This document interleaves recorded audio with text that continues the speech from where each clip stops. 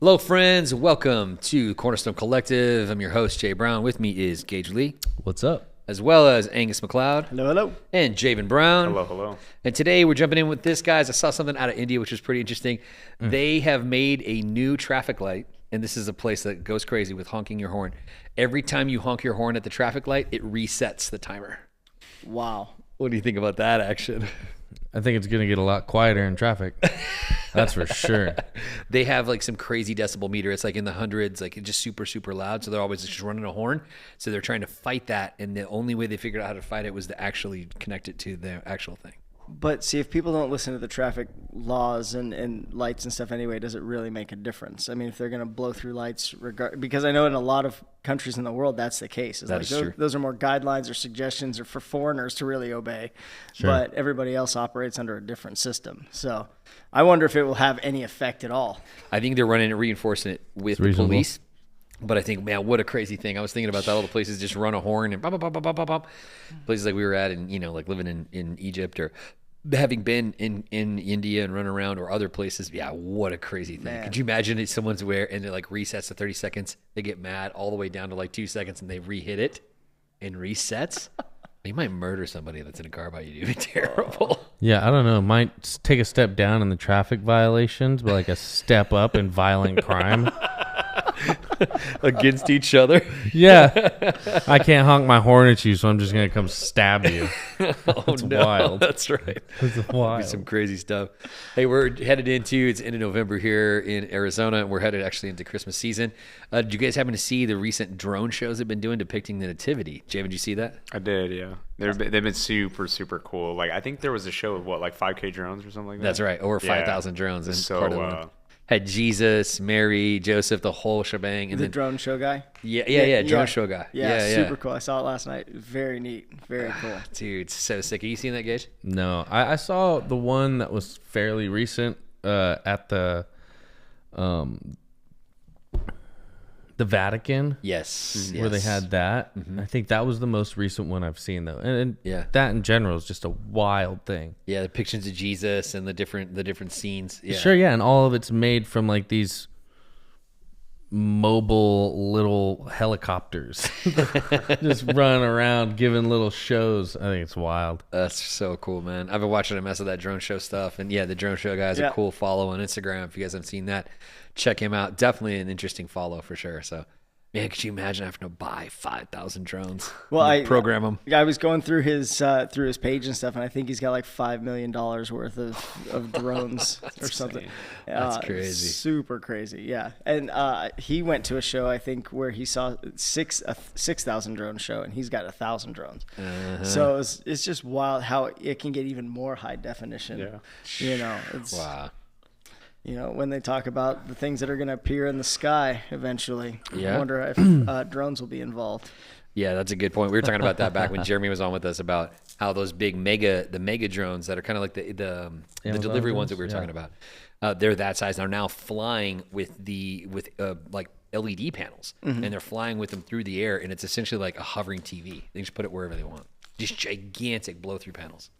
So crazy. Unbelievable. Amazingly wild. Isn't it wild how we go from the Pony Express to drones? Drone delivery on demand. Come on, dude. I was thinking about that on Thanksgiving. Like, there's probably not a lot of people working. I was like, but it's not going to stop. No. There's drones flying all through the air right now. That's right. Yeah, 100%. Crazy concept. Yeah, super wild. Along those lines, we've been talking about AI quite a bit recently and lately. Something that popped off was that the number one artist, Christian artist right now on the charts is an AI artist. So it's actually made from AI. It's someone called Solomon Ray. That's the name. And actually like Forrest Frank and others were like commenting on this. He's popular in the Christian artist realm, talking about, the song is good themes and stuff like that, but it doesn't have a soul. What do you think about that? Well, so I haven't heard it, so I can't speak to that. However, I I think I talked about it on a previous podcast when Annie had challenged me to listen to Christian music for 30 days. And afterwards, because before that, I had no idea about the spirit behind music, and you don't realize that you're feeling it until you feel something different. Right. And so I'm very interested to see that, because now that I'm aware of that spirit in the music and stuff, you can feel the difference between secular and Christian and all of that. So I'd be very interested to see what that kind of feels like to listen to. Absolutely. Javo, from your perspective, especially your generation of like college kids and stuff, how do you feel people will relate to that? Because I know like genuineness and like the artist understanding artistic expression is like a big deal. Yeah. What do you think about artist AIs? Honestly, like, I don't even think it's that big of a deal, but I feel like a lot of people in my generation kind of are like, oh no, it should be exclusively made by the artist, and anything AI, like, we shouldn't touch. Okay. But I know even for like artists that are dead or locked up, a lot of them have enough voice recording to where people can like write similar lyrics and then just take an instrumental that they make and then throw them on a song, and it'll sound like the artist is actually singing it. So like, to some degree, yeah, it'll sound like the artist is putting it out. Obviously, it'll never be perfect. Right. Well, at least not now. Maybe like 2 years in the future, it'll be undistinguishable. So I think like people saying, oh, there's no soul behind the music is kind of like a fallacy in and of itself, because like you can like replicate the voice almost perfectly. I think people are just mad that it's not fully made by humans, and like they're being like deceived by the AI almost. It's like the same thing with Sora videos, or like what's the name of that Google thing we were talking about? Nana Banana. Yeah, with Nana Banana. How like it's getting so good to the point where people are like, oh yeah, no, this shouldn't be allowed, because you can't even distinguish between what's reality and what's not reality. Yeah. So I think that's why older like millennials to like towards the Gen X area kind of get dicey about it, whereas Gen Z is like, yeah, it's fine. But I think we're also more literate in knowing like more the nuances than older people. So Kind of have an eye for it, so to speak. yeah, I would say so. Interesting along those lines, because I was thinking about how like an artist interacts with their fan base, and like, you know, they're doing drops, they're doing all those sort of things. So I was wondering about like if the younger generation, how they would feel about it, or what that would look like for them as far as like an artist making music. I know they've taken like we've taken like 50 Cent, and then they've made him do like jazz, or they've made blues. Exactly. mini men. Some of the best. Some of the best I've heard. Tupac, and changed it in. Yeah. What's your take on this? AI artists. I think there's so many applications where, like, you know, you take, I've heard different songs that the artist didn't write, but their voice singing it, like Johnny Cash doing a cover for whatever. Right. And I really do like some of the sounds that they produce. I can also understand the concept of somebody saying has no soul behind it. I also get your perspective of it. Like, it's the voice, it's the same person. Like, I don't get how the soul isn't there. But my concept is rather like, whenever an artist comes out and they put out music, it's coming from a place that like they have to search for, right? They're doing that searching for it. Whereas AI, you can type in some prompts and they'll just like spit out these lyrics and then copycat some voice and put it over this beat. So like, I don't know, man. I like the authenticity and the what's the term I'm looking for? The rawness. Of a real artist, a real person creating these things. But I can't say I don't like the sounds that some of these AI blues covers are sounding like. That's where I'm at too. I understand where he's coming from, where Forrest Frank is coming from. He's like, hey, we want to be genuine. We want to have like a real connectivity to our art and the expressions of our heart, so that like his whole Lemonade song when he broke his back, and he's making a song out of his experience, or like somebody's talking about their experience, and they'll do that. But to that end, we were just talking about this the other day. Our family went to go see Zootopia 2, and we're watching we waited to the end. There's like a hidden scene, so we're actually watching the credits, which we almost never watch the credits on a movie. But like, we're watching it, and it's showing who. So like Shakira, she has a avatar. She has a character in the movie that's like a singer in the movie. So she's singing the parts for that animal, but the song is not written by her. The song is actually written by Ed Sheeran. So we're watching her sing a song which was written maybe for her from Ed Sheeran. So it still comes from an artist perspective, though the artist that's performing it's not the one that it comes from. So it's really interesting as far as that debate goes. It's like, okay, so let's say you AI directed and made that song, and then someone takes the Solomon Ray content, and then an artist like Javan, because decides to be an artist, he wants to be a pop star, and so he starts to take Solomon Ray songs and do it. So what do you think about that? Well, I think ultimately what it comes down to is what's the purpose behind making the music. And so like if you're making the Christian music obviously for a positive reason and stuff, if it wins souls to Christ, it wins souls to Christ. Okay. I mean, it makes me think of I don't know if you guys have ever seen the Worship Chicken. It's the Worship Chicken. Yeah. This guy, he redoes worship songs with a rubber chicken. Oh yeah. And Super silly. Yeah. It's so silly and ridiculous. And he caught a lot of flack because people were saying it was sacrilegious and this and that and the other thing.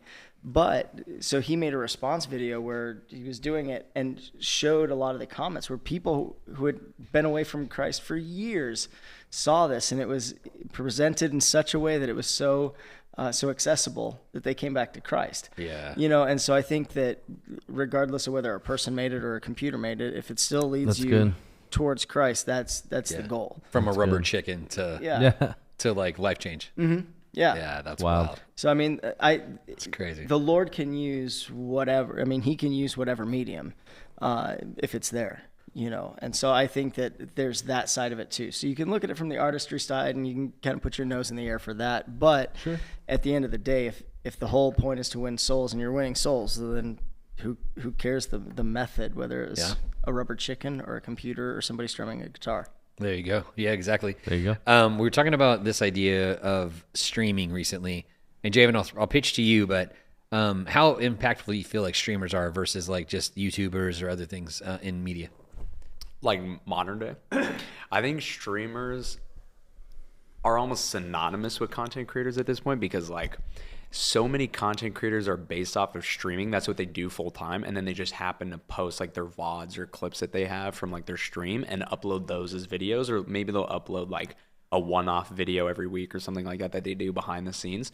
But the biggest people that are known for content creation in the world are all streamers. Like you think about like iShowSpeed or like Kai Cenat or even like Jinxie, like they're humongous for their following. They can get up to like, I think Kai Cenat at one point during his Mafiathon had like close to 600,000 concurrent live viewers that were all watching his live stream. And that's just him too. That's Obviously crazy. he brings on guests and stuff like that. Right. And then Speed like on YouTube has been well over 1 million like on live streams in China and like where he does his world tours.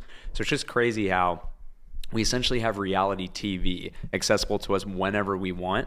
And these people are just doing it every day, and it's free for people, so they don't have to like pay for cable or anything like that. So I think slowly streamers are becoming like the reality stars for people that are always on social media, to the point where a lot of people in my generation and younger, like around Amelia's age, so 11 or 12, would prefer to meet a streamer because that's somebody that's more impactful to them and that they see every day than they would like Leonardo DiCaprio or somebody like that. To their generation above us is like this huge global icon that everybody would die to meet. Sure. So it's just, I don't know. I think it's becoming to the point where people like the authenticity of streaming and kind of just like going with the flow of like a live chat and a live feed and live feedback from an audience so that they feel like they can interact with it versus kind of like pre-made, like there's like a script to it almost. And there is scripting is like some of the stuff they do in streams, but it's definitely more authentic than like a show that you sit down and watch with like a ton of ad breaks in between it. So interesting. Gage, like you're probably the next closest to Javan at 30. So are you in the stream world at all? Is that something like your homies and everybody about? Not even a little bit. Not even a How little about the bit. Pipe Fitter Guild is not streaming? No. I don't, and I can't speak for everybody, you know. Right, but sure. I mean, I'm pretty far disconnected from like a lot of the.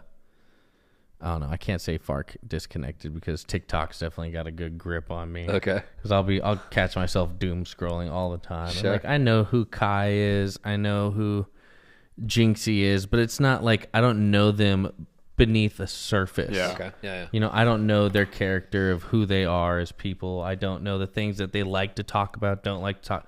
I don't know what their hobbies. You know what I mean? Yeah. I don't know them on a deep personal level. So like if I saw Speed or any of these other guys out and about, I'd probably be like, and just carry on. Yeah. You know, it'd be Right. no dazzling like, oh, it's this person. Sure. But I also don't know that I would be like that with a lot. Like, so the one person that I did see most recently that was like cool for me was I saw Benson Henderson at somebody's graduation. Okay. And like it was one of those things where like grew up watching Ben Henderson, you know, knocking dudes out, doing like flying kicks, jumping off the cage in UFC. Yeah. And like I see him, I was like, hey dude, I just want to say like I love your work so much. It's really nice to meet you. And that's it. Yeah. You know what I mean? I'm not like, dude, let's take a picture, selfie. You know what I mean? Sure. So like it's a little bit different. I just don't know Like, that. punch me in the face. Twice. You know, I just I don't know. I'm not connected to the what is it? Streaming? Yeah, streaming. Yeah. The Twitter twats. Yeah. On the tweet twats. Angus, you been on streams at all? You pay attention to that world? Not really, no. In fact, I really don't quite get it. Okay. I don't understand the draw. Because let me make sure that we're talking about the same thing. Like streams, you're just watching somebody basically doing life. Like, yes. is there Playing assembling games something or Yeah. eating something or whatever? Yeah. And that doesn't make sense to watch somebody else live life. To me. And that's really how I see it. So like when I see my kids watching streams of, other kids playing, I'm like, what are you doing? Why don't you just go play? The 30 minutes that you're spending here, you could have literally done the exact same thing with those exact same toys in your physical living room. Yeah. And so it doesn't make sense to me. Now, if I'm doing something alongside that person, right? If they announce that, hey, we're going to be making this or doing this thing, maybe I'll do it alongside. And, like collective. Yeah, a collective project. But I don't understand watching somebody else live life and do that unless it's an instructional video, in which case I don't need all the chitter chat and all that other stuff. Just show me the stuff and let's go. Come on, But chat. Put it down in the chat. Put it down in your Exactly. feeling. I just don't have time to watch other people live life. My life is too busy. Yeah, and I think there's a disconnect, and I think that's why it's such an interesting piece for the younger generation, that they are, because they're locked into whatever they're doing, they can't go do that adventure stuff, and they're not like us having all the freedom to go do whatever we want. So they're more locked down. So they are kind of living vicariously through these other mostly young adults that are kind of running around and doing whatever. I know Kai got famous when he was still a minor. Same thing with iShow Speed. And now that they're like young men, they've been running with all this huge crowd. So people have been behind them for now years of them streaming every day for hours a day. That's crazy. It's pretty crazy. Yeah. But I wanted to kind of set that up because Javan and I were talking about something recently, and this was interesting. I assume because you guys aren't up on the stream world, you also haven't seen Dr. Pepperman. No. I have. You have seen him? On the TikTok. TikTokers? Pops up in random countries all around the world. That's right. Different random, like, popular streamers. That's right.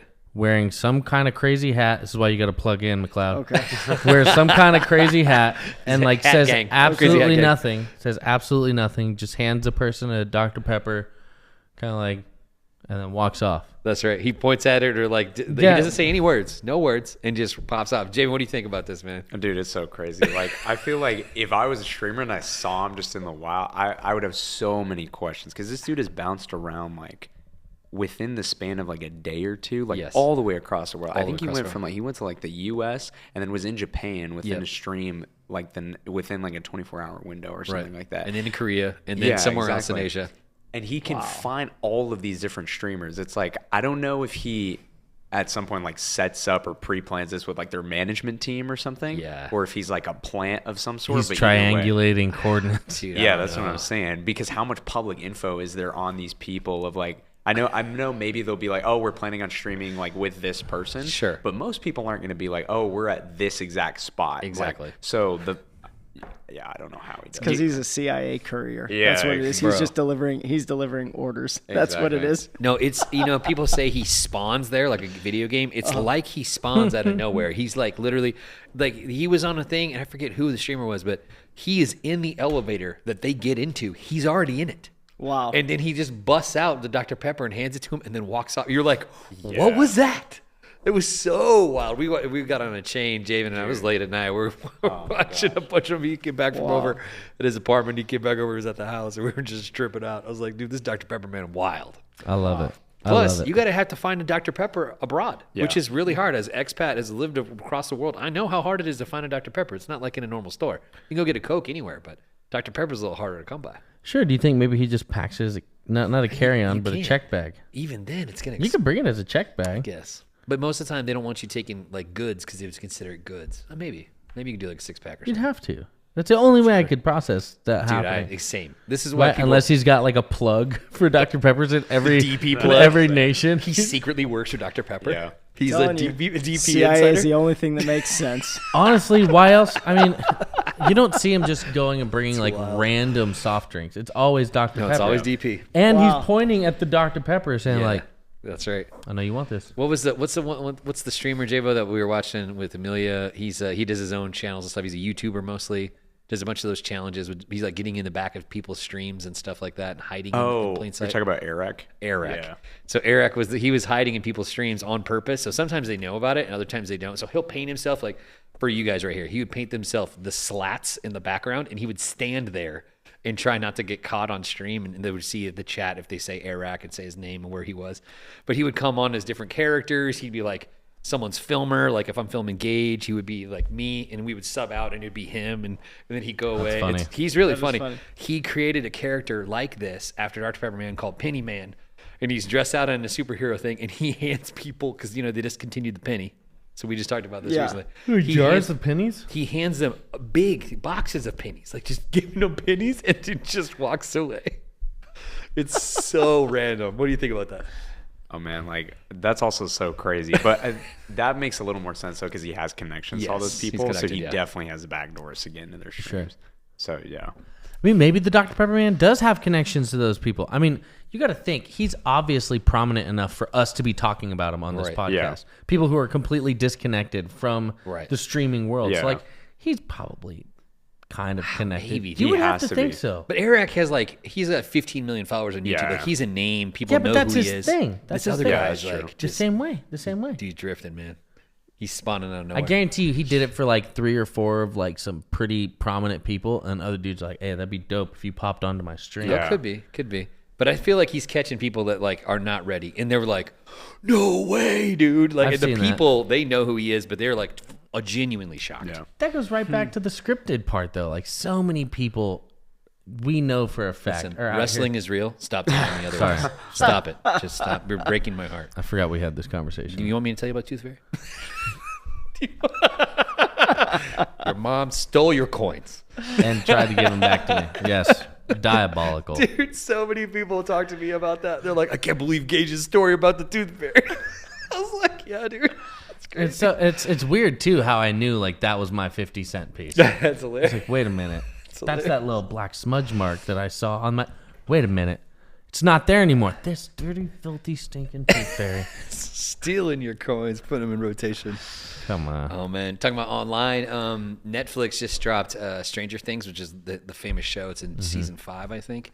It absolutely crashed their servers when they dropped it. That's wild. There was that many people got on. You guys were checking it out a little bit, Javo. Yeah, I knew it was gonna crash as soon as it dropped because like they preset it weeks ago. They're like, it's dropping at this exact time. I think it was like 8 p.m. Eastern or Right, something right, like right. that.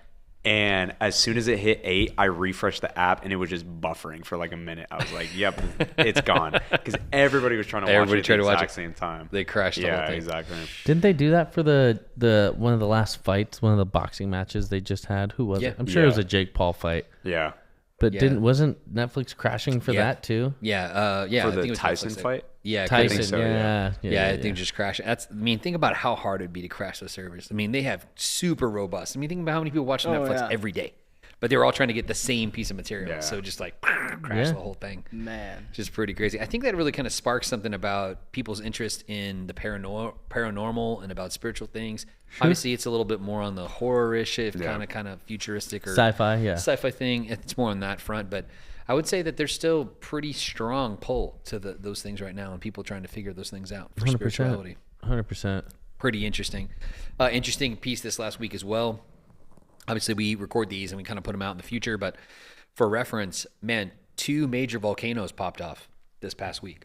Yeah. So, actually 3 technically, but 2 different countries. So the one in Ethiopia popped, and it's been like 12,000 years or something since they gauged the last one had gone, and it was a massive cloud of ash that they put up. It was a huge thing, pushed it up into the air, so it hit some of Africa, hit some of the Middle East. It was this massive plume of smoke, as well as the Philippines had 2 that popped off in this last week, which, from my understanding, at least one. I think it was a second one also there. But, man, what do you guys think about that? Volcanoes popping off. Terrifying.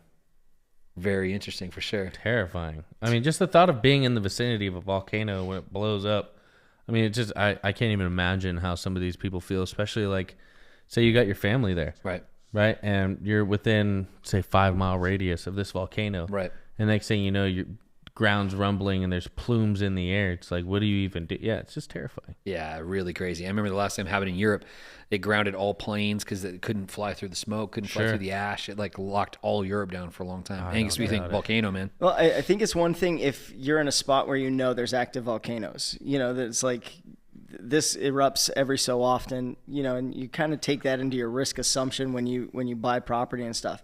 But if it hasn't erupted for 12,000 years, it's like, oh, yes, it is. Right. However, it's now just more a mountain. What's the chances And that then- it goes off and then today? the day that it finally breaks its 12,000 year record, Yeah, Pompeii. it's like, Come on. you know, a location. 100%. Ah. You don't So- feel so bad living away from the mountain at that point. Yeah, exactly. So I mean, Nope, I can't even nope. imagine just thinking that one of the mountains out here, let's just say, we know they're not volcanoes, but just the thought of one of the mountains out here exploding just out of nowhere, For sure. would be a wild concept. We got volcanoes up north, don't we? Yeah, for sure. Like those are definitely like volcanoes or post volcano for sure. Absolutely.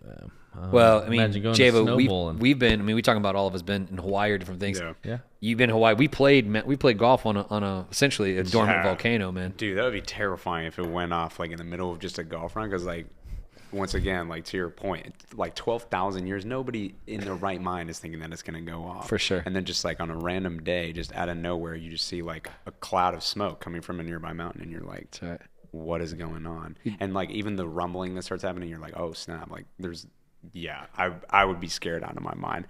And it's like the most unprecedented thing you can go through too, because like who in their right mind would ever think that like any volcano at any point in their lifetime specifically is going to erupt? Like millennia have gone by before at that exact moment it decides to go off. It's like, yeah. Can you imagine being on a tee box running a video and you take just smash a drive and then immediately the volcano goes off? You're like, I am the one. Like somehow you did it. It's like I you set am up him. Yeah, It'd be like on every golf Instagram, Yeah. Facebook account that's out there. funny. Check this guy's drive out. He kicked off Yeah. the volcano. Absolutely. All right, shifting gears a little bit. Christmas movies are getting released. We were talking about just being at Zootopia 2 and watching that with our family on Thanksgiving evening. Was that a Christmas movie? I think it's like more of that. They say like holiday release, so not necessarily. Okay, so there's no like it's just Christmas for stuff in the Zootopia. movie? Okay. No, other than No. having like Tundra Town or whatever. This is not really Christmassy. No, okay. But I want to give you guys kind of a thing to think through. These are whenever movies are called something else in other countries. So I'll give you guys the movie title and the country that it's in, and you guys give me what you think they called it in that country. Oh, Okay. no. All right. So The Fast and the Furious in dicey. Japan. What do you guys think they called it? The Quick and in a Hurry. Okay, that's not bad. The Quick and Disgruntled. All right. Jabo? Americans in a rush. Americans in a Rush ain't bad. Jabo? Maybe like Rush Hour. Maybe they have like that as something different too. That's Oh, funny. that's There's interesting. something That's like funny. that. Rush Not Hour, Fast and far. Furious. Fast and the Furious in Japan is called Wild Speed. Okay. That's Wild valid. Speed. Okay. Eternal Sunshine of the Spotless Mind in Italy. What do you guys think it's called? So it's more of the artsy. Jim Carrey movie. Yeah. Yeah. It's a good movie. Yeah. It's a good movie. What are you saying? Eternal In Sunshine of the Italy? Spotless Mind in Italy. Guesses? I got no clue. man. Nothing, I have dude. no idea. Nothing? They went with, if you leave me, I delete you. That's what they went with the name. That's in savage Italian, to that's pay- what it That's is? what it's in Italian. That's so fire. If you leave me, I delete you. That's so where she good. doesn't remember him. Yeah. Remember that whole Yeah. thing is too painful, the heartbreak. Wow. Which is really funny. Okay, The Hangover in France. What do you think they call it? Saturday. Yeah. Angus? I have no clue. Okay. Guys, anything? It's I don't know. Probably like a bad night out or something like that. Close. Very bad trip. That's what they Okay. call it. Very Yeah, bad trip. nice. So it's pretty Yeah. close. All right. What did they call The Dark Knight in Finland? In Finland. Yeah.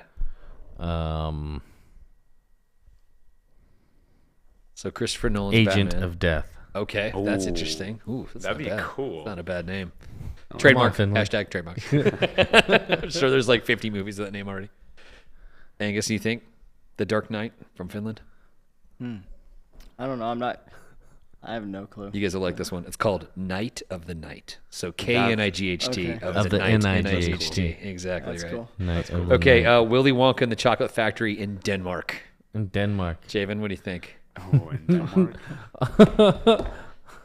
Think how weird that show is, that movie. This is the original, what they're going off of, I think, here. Oh, the Gene Wilder one? It could have been Gene Wilder. It could have been the other one. But any idea? It's got to be, I don't know. It's probably something like Weird Chocolate Man or something like that. Not too far off, Angus. You guys just did the production. Our chocolate's better. Our chocolate's better, not bad. Uncle Willie's Funhouse. Close. It's The Boy Who Died in Chocolate Sauce. Oh, because of Augustus. Augustus Gloop. That's fire. Shouts I out just Augustus. picked one person and just went with that one. That's fire. So shout out to him. All right, Deep Impact. You guys remember this one is about the impact of the meteor against the world. It's Okay. Yeah, Where's this? This is the Deep Impact. The movie is in Thailand, translated from Thailand. Oh, boy. So you gotta remember, in Asia they got a lot. It's different concepts. Deep Impact. Yes, indeed. Big hole. Okay, not bad. Not bad. Think literal description of what's Yeah. happening. It says pretty close. Fireball. Okay, not bad. Javo? Yeah, I think, Space crater. yeah, something like that. This is the name. The end of the world, the sky collapsed, and the land collapsed. That's what they went with for the name. That's crazy. So they're just telling you what They're just all giving you happens in the exactly movie. what happens. That's fire. They're Don't like, watch the movie. Just read "Don't the worry title. about it." Yeah, it's totally bad. It's like naming it The Guy Dies. Speaking of Boy The dies in Sixth chocolate Sense sauce. Yeah. in China, The Sixth Sense in China. What do you think the name is? I see dead close. people. He sees dead people. Close. The boy sees dead people. What did you just say before? He said he sees dead people. No, but before that, Oh. what did you say? That's what I said was he sees No, dead. originally you Oh. said the guy died. Oh, yeah, the guy dies. Is that what, like Oh, the the dead guy's guy dead? or something? It's he's a ghost. Oh, That's okay. it. He's a They ghost. give you the whole like twist There's a ending. whole They plot just give it twist. to you at the beginning. That's fire. Hey, come see this movie. Here's the twist. He's a ghost. So go ahead and watch it. The headline just says plot twist blank. Yeah, exactly right. That's fire. All right. Home Alone in France. My parents are out of town. Close. Get on. My parents are out of town. Not too bad, Angus. Horrible American parents. Okay. What is it, like good. negligent parents? No, it's Mom, I missed the plane. That's actually kind of cool. That's Plot, pretty some cool. plot device. Not too Yeah. bad. Cool. Not too bad. I like that. All right. Ghostbusters, the 2016 version in China. Oh, Ghostbusters 2016. Yes. We shouldn't have made this movie. I was gonna say, Wow. I was Pardon gonna the say bait. we're sorry. Javo. I mean, it's got to be like Ghost Man or like Gloopy Man or something like that. Ghost Chasers. Superpower Dare Die Team. I like that one. Okay. This one, I'll skip that one. All right. Inside Out in Thailand. Inside Out. Yeah. What movie is that? Inside Out is the Pixar, the Disney one about the emotions. Okay. Inside Out in Thailand. Too Many Feelings. That's close. Not bad. Voices in your head. Okay. Also pretty close. Yeah, I was thinking people in my head. Yeah, it's fantastic emotional turmoil. Which is pretty accurate. That's not bad, actually. Fantastic emotional turmoil. That would have been a pretty good marketable name. I like that. Okay. One of my favorite Christmas movies, Die Hard, but in Germany. Oh, You got the sick. German background. What do you think? What do you Sick. think they called it? Die Hard in Germany. American No Die. Okay. Not bad. I don't know. It's got to be something with terrorism, I feel like. Okay. I don't know. Angus? Evil American kills Klaus. That's right, because the bad guy Yes. was German. I forgot about that. Shout out to our German friends. They called it Die Slowly, which is pretty accurate because Okay, he's getting yeah. beat down the whole time. That's cool. Running around with no shoes on. What do you guys think about Ralph Breaks the Internet in Mexico? What do they call it?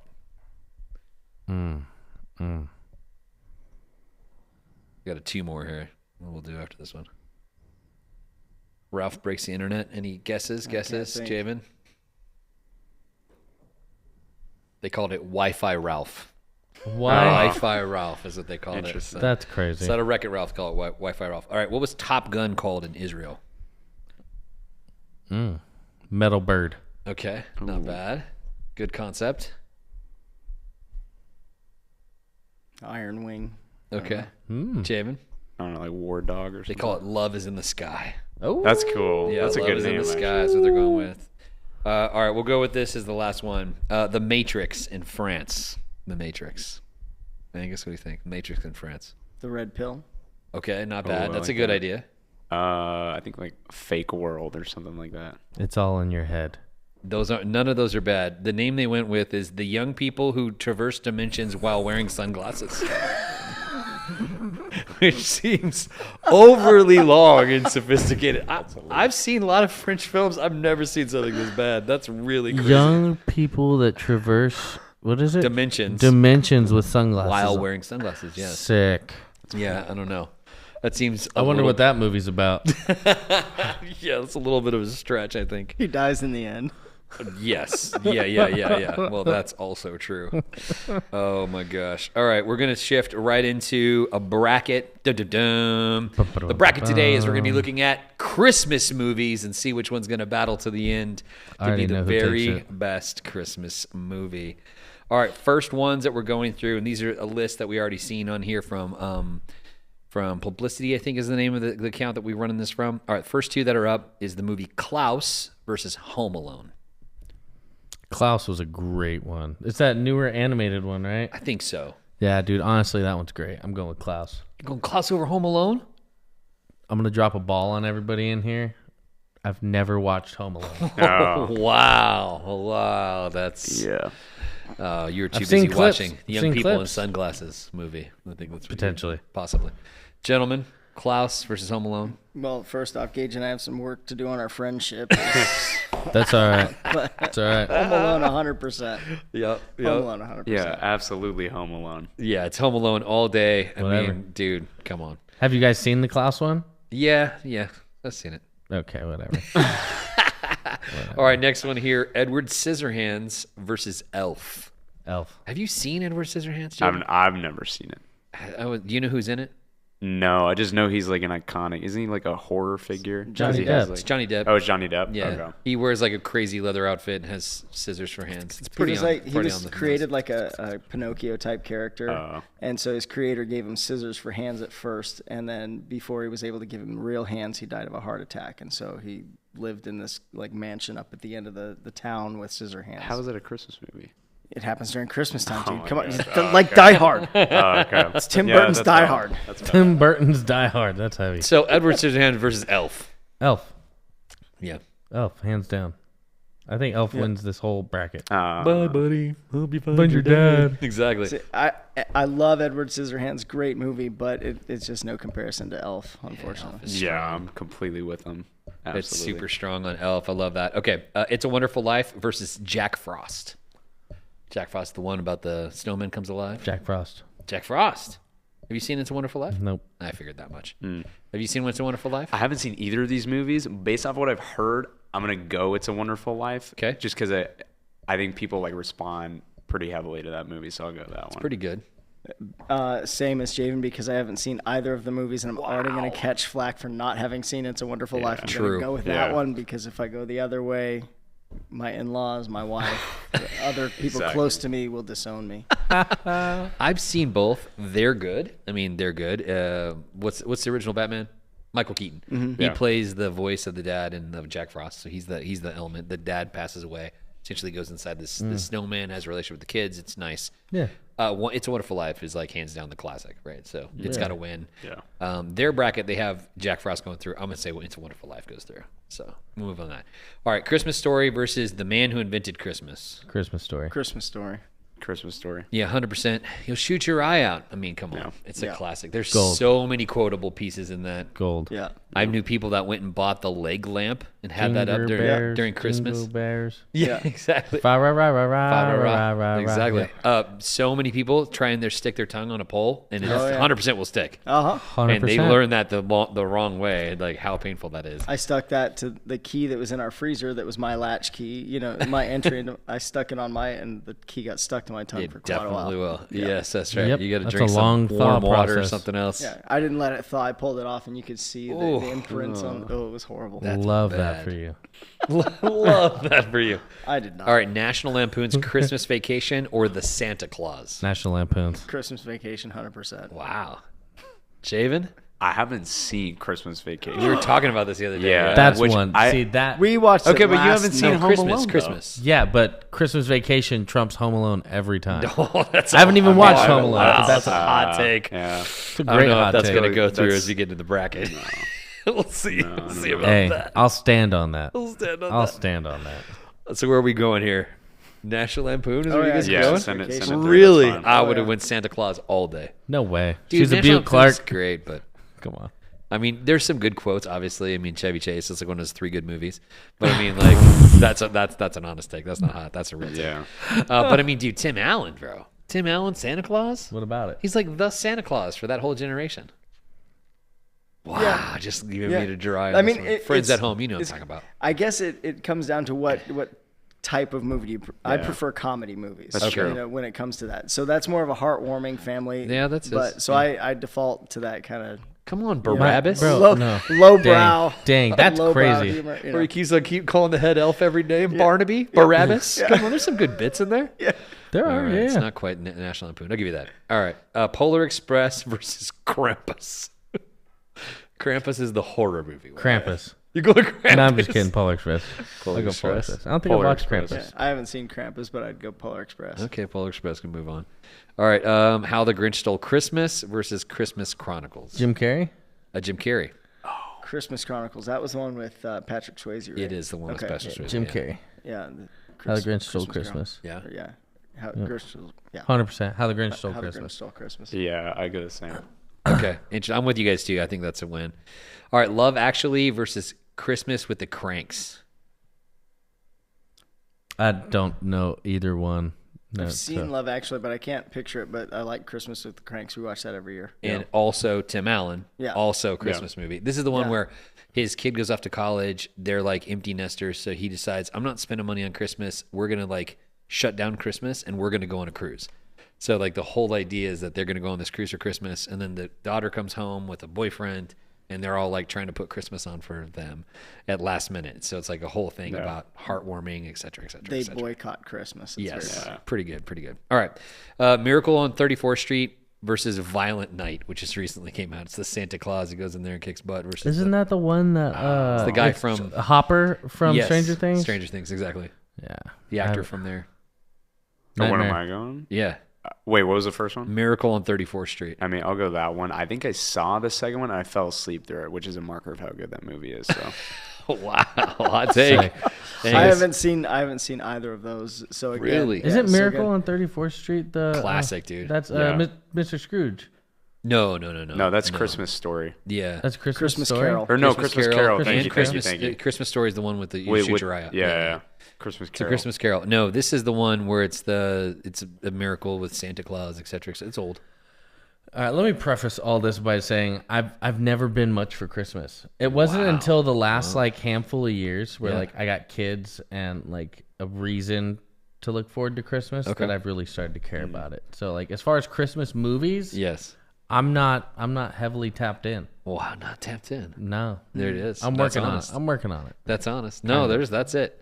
All right, since none of you have seen these movies, I'm just going to move on with the Miracle on 34th Yeah. Street. Yep. There we As go. the only person who's seen all the movies, I think, No. pretty much. I like that. Okay, we got White Christmas versus Die Hard. Die Hard. White Christmas is good, but Die Hard. I like Die Hard better.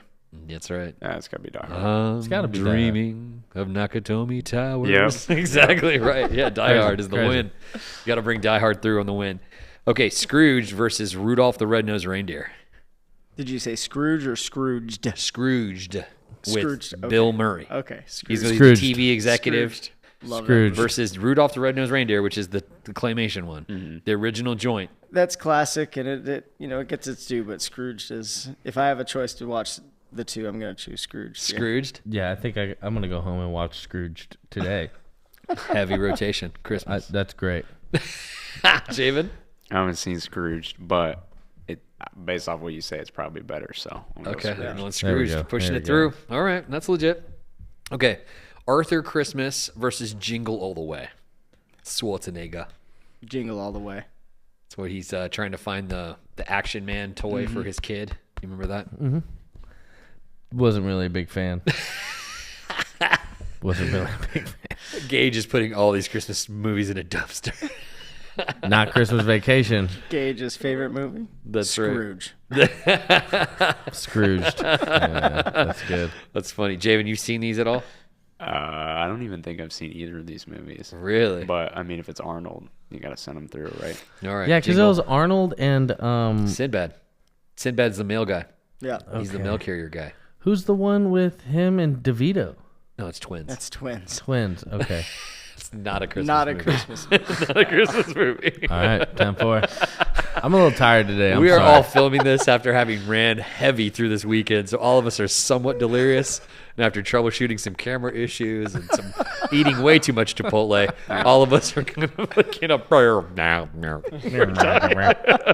running into the ground a little bit. All right, Jing all the way moves through. Frosty the Snowman versus Bad Santa. Bad Santa. Bad Santa's the one with Billy Bob Thornton. Bad Santa all the way. Bad Santa all the way. Yeah, I couldn't even tell you the last time I watched it. I just know it's more prominent than what was the other one? Frosty See what I'm saying? the Snowman. See what I'm saying? You said it's more prominent. Remind me than how many Frosty the Snowman. Remind me how many songs there are about Bad Santa. That's insane. I just walked into my parents' house yesterday, or the day before, and that's what was playing on the TV. Which one, Frosty or Bad, Bad Santa. Yeah, that makes sense at your parents' Exactly. So for me, in my parents' house, that was much more prominent. That's hilarious, Oh, dog. gosh. Much more prominent is a hot take. Depends on the house, dog. Old take, Cotton. I'll tell you that. You guys, Frosty? Is I'm anybody gonna seen go. it? I'm gonna go Frosty. Yeah, on I'm that going one. Frosty. I as also well. would go Frosty. That's Lame. insane. Lame. Insane. That's so funny. Granted, I probably wouldn't even be playing Bad Santa in my house right now. No, of course. Yeah, Anymore. there's some language in there for sure. All right, Gremlins versus Narnia, The Lion, the Witch, and the Wardrobe.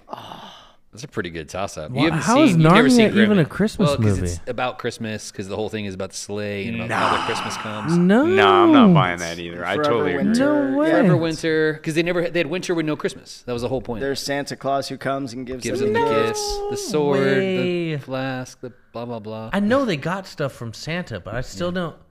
I don't know. Remember when I the don't know, man. Gremlins they sat on Santa's lap? No, that wasn't in that movie. That's crazy. See, I don't see Narnia. So what was as- it? It was as a Narnia and what Christmas- else? Gremlins.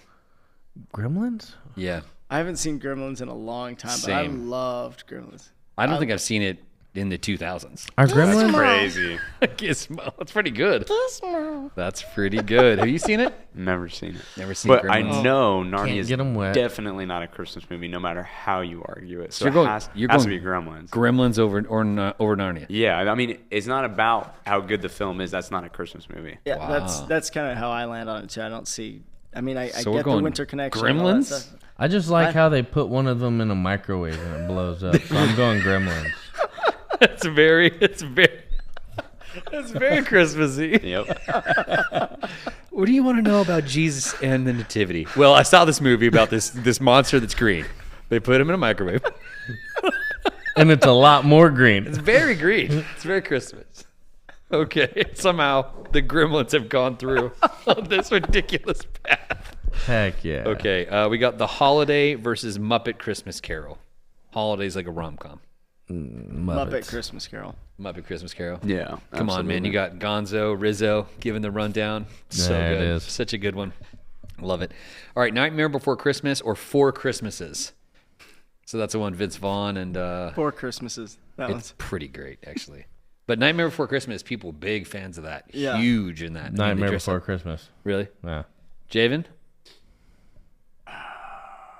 I think you have to go Nightmare Before Christmas. Over Before Christmas? Yeah, Before Christmas is. I liked it. It was good, Yeah. but it definitely doesn't stand out. Cause I'm not rewatching it every year. Okay. So yeah, I Or think Nightmare Before Christmas, they dress all Disneyland up for part of that.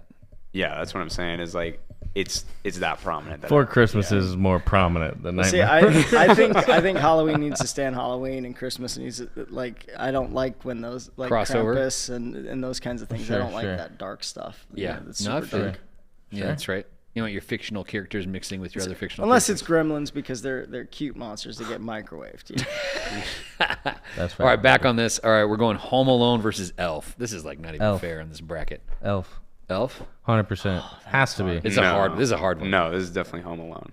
What? Home Alone. Absolutely. Wow, yeah. Because Elf is. No, I don't good. even care to hear. No, You no, haven't no. even seen the Elf. movie. Elf. You can't. No, All right, go Elf's ahead. hot. I mean, we have literally Elf in our front yard, and it's inflatable. And Buddy. So we have it in the front yard. But, do we love some Home Alone, though? Yeah, and Home Alone. I'm trying to think of which one's more quotable, and they're both very quotable. Very movies. quotable. Huge. Yeah. Elf. 100%. What do you I'd think? say I'd probably quote Elf more. I mean, I did it today as I Yes. cut my thumb, and it had a heartbeat. So, That's right. so I mean, gosh, I don't know. It's the hot take, man. I don't know. Syrup and coffee? Why did I never think of that? There's some good ones in Elf for sure. Yeah. There is only one versus there was definitely, Home Alone 2, Multiple. Yeah. and then they did spin off after that 3, 4, whatever Yeah. they have. Yeah, gosh, I don't know, man. I'd flip a coin.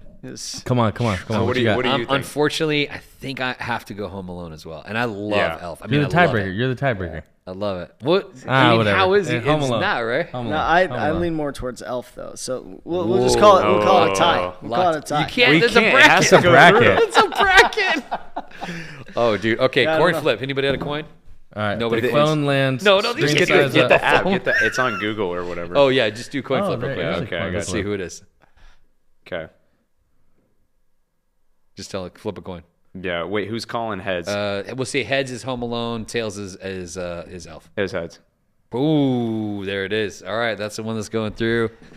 See, if it was Home Alone 2, I'd vote for that because I like Home Alone 2 Really? over. Home No, Alone that's I crazy. love That's Home Alone interesting. 2. That's interesting. That's, Okay. that's insane. That's pretty crazy. All right, so we went It's a Wonderful Life, didn't we?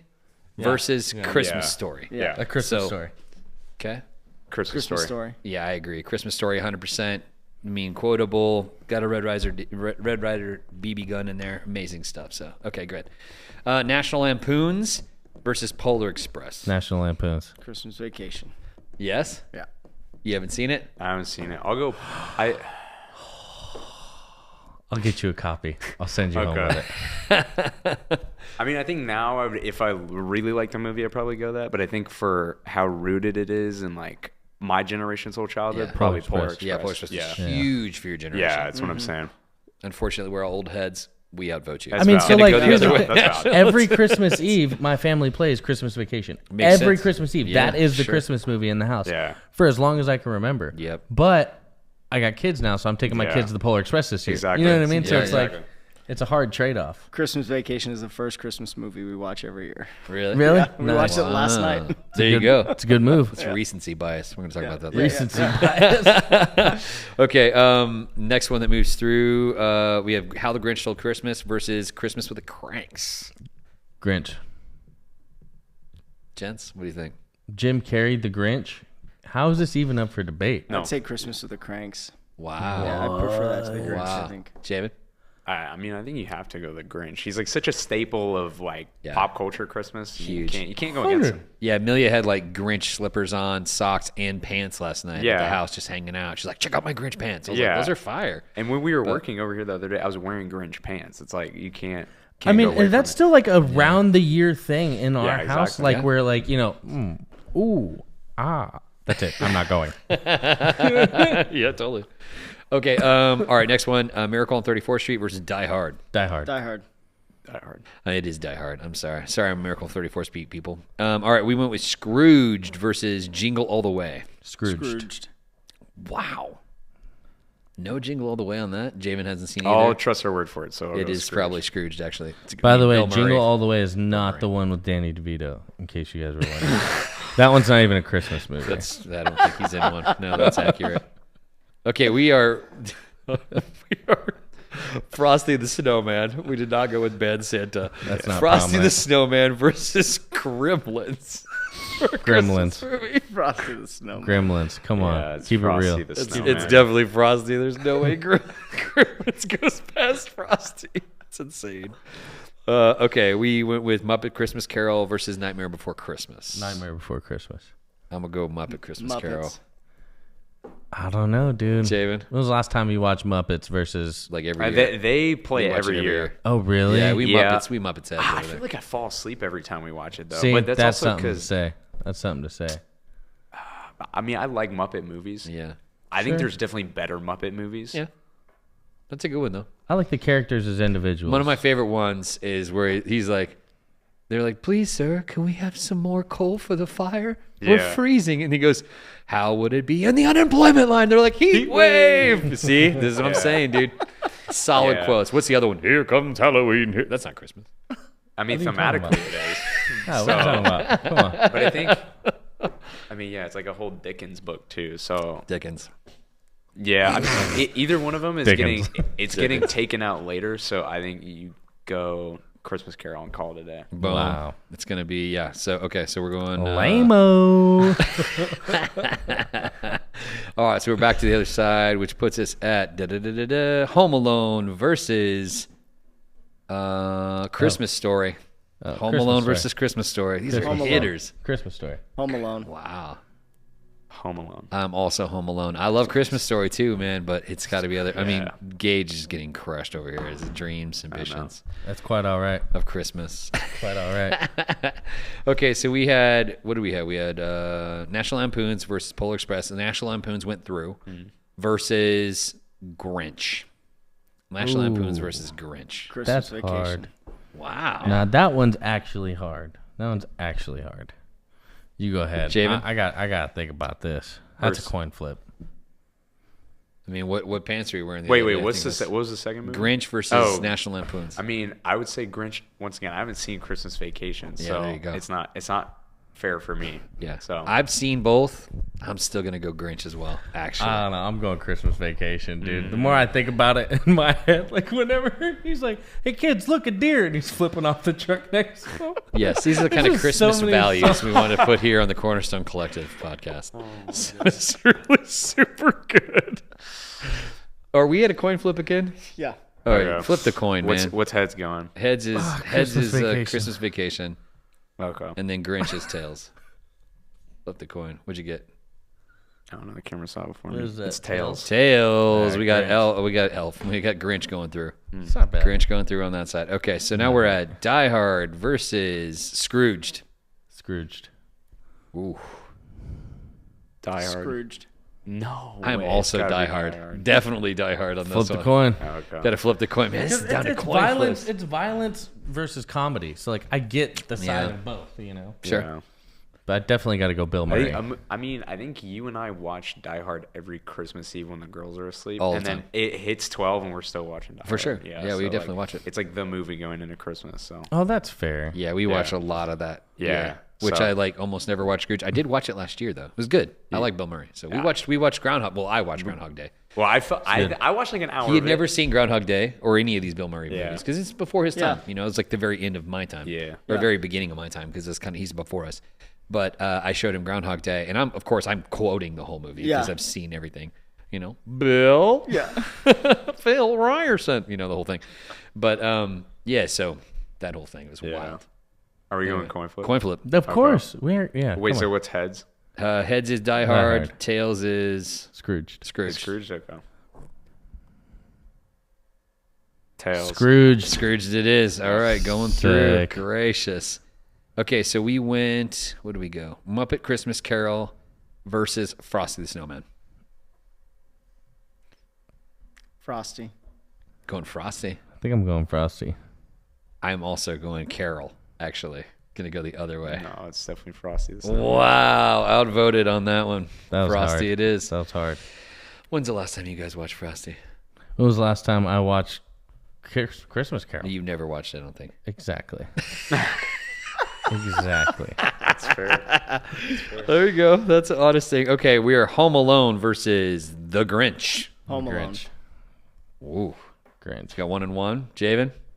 Home Alone. It is Home Alone. Home Alone is the winner. Grinch my going in the slide. Macaulay Culkin's just riding this wave the rest of his life. I am the exact age of Macaulay Culkin. Yeah. Are you So- really? Mhm. And so Yeah, that's he's why right like around he's me. my exact age, and so I like dude vicariously through that kid in those 2 movies, and then also My Girl and the other ones he was in. Oh yeah. All those movies we were like all sucked in. My whole generation, dude. He's married to the girl who played London Tipton, right? Sweet Life of Zack and Cody. Yeah, I didn't Do you know see what any I'm of that. talking I had a about? job by then. I don't have Disney ball knowledge like that. My sisters probably knew. Yeah, I because know. he lived overseas where we didn't have access to Disney at the time. We only had like a little bit of stuff. Yeah, I think Handy Manny, whatever. it was probably more Nickelodeon than anything, just because how an kind of international like mixed. SpongeBob and stuff SpongeBob, was. So yeah. yeah. Yeah. I mean, I think that's like the biggest cartoon of our generation. Huge. So, yeah. SpongeBob. Yeah. That's Okay, do we had what did we have go through on this? The last one was Die Hard went through? No, the other one went through Scrooge. Scrooge went Scrooged. through. Okay, so it's Scrooge versus where is it at? I've lost the plot. Scrooge went through against Die Hard Was it versus Frosty. Yeah. So Scrooged or Frosty? Scrooged or Frosty? Scrooged. Scrooged. Wow. I'll say Frosty. I haven't seen Scrooge. I'm gonna say Frosty as well. We're gonna coin flip on this. no. There's Coin a lot flip of it up. coin a lot of flipping coin here. flips, man. I mean, We got to This is coin crazy. flip it. None of us can get on the same page. Wait, what's heads? oh wait, yeah, wait, redo it. Oh, What's heads sorry. or tails? Heads is Scrooged. heads is Scrooge. Scrooged won. Heads Scrooge is- just won. We flipped the coin. It was Well, Scrooge. Is that what it Scrooge is was? heads. Okay, go Okay, for so it. Go for now Scrooge. Scrooge versus Home Alone for the win. Scrooged. Home Alone. Home Alone. Definitely Home Alone. There's no comparison. Shout out everybody. We have a hand for Home Alone. Home Alone with the winner of the bracket. Shout out to that. Scrooge somehow made it all the way to the That was final. So crazy. Well, pretty here's the crazy thing. When I get wild. home, I'm watching Scrooge, not Home Alone. Just saying. And we'll watch Home Alone. We'll watch those two just for you. Sick. So I like that. Okay, cool. A couple things that we thought was pretty interesting. The first one was that Nordstrom has figured out something. They figured out that they needed to do something for the husbands who were pulling their wives out of shopping. So in order to get them to stay there longer, they have set up seating areas with multiple games playing at the exact same time in the middle of the store for husbands to sit there and shop, or to chill out while the wives are shopping. What do you think? I think, I think it's a brilliant idea, but it doesn't affect me in the slightest either way, because I'm in there in the thick of it with my wife. Yeah, trying to figure out 100%. what's the right situation. 100%. You're like, baby, this 10th outfit you're trying on right now, you need an 11th outfit. That's right. I know you were right in there, man. I appreciate that about you. I gotta be. I would not gotta be doing man. that. How about you? How about you? I'm usually walking around and doing the same stuff, and I'm not super into sports. But for guys who are into sports and not shopping, it makes sense. Yeah, there's definitely so many dudes out there sitting outside of the store, Yes. twiddling their feet. They're like sitting there rubbing sand back and forth. Like, I wonder when she's gonna be done. Yes. Pick- Then I can go grass. home and drink beers and tailgate. You know, there's so many dudes out there doing that. It's like I get the concept behind it. You know, like rubbing their sand in their feet in the middle of the mall. You get what I'm saying, okay? Of course, I know what you're saying. That's great, dude. Javo, what do you think, man? You're a sports guy.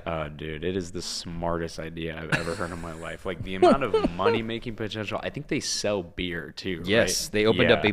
a bar. Nordstrom beside- Yes, opened up a bar. Yes, they have because they already had I think Nordstrom's, Macy's, a bunch of them already have Starbucks inside. Yeah. And so now they are actually setting up their own, getting a liquor license and doing a place where they can sit there and watch sports and drink beers. Yo, alcohol crazy is that? and that's a money pit. Yeah. So It's wild. a money pit. Yeah. So smart, though. It's so smart. Lock them in. The husbands may say, "Hey, you want to go out and go Nordstrom? shopping? Let's Yeah, go to yeah. Nordstrom." We'll go to Nordstrom? Exactly. You know, I'm a big fan of Nordstrom's. Yeah, there's a actually. game on today. Yeah, My especially buddies are depending- gonna meet yeah. down at Nordstrom's. Dude, depending on what they're putting their alcohol price at, Oh, I'm sure. that could Sure. be. I mean, if they're selling them dirt cheap, Oh, no, I think it's the opposite. I think it's location. I don't know, dude. If you sell cheap alcohol in a Nordstrom, the dude's not going to care how long he's there. But if you're Yeah. $12 a beer, he's going to have one beer and be like, man, this is.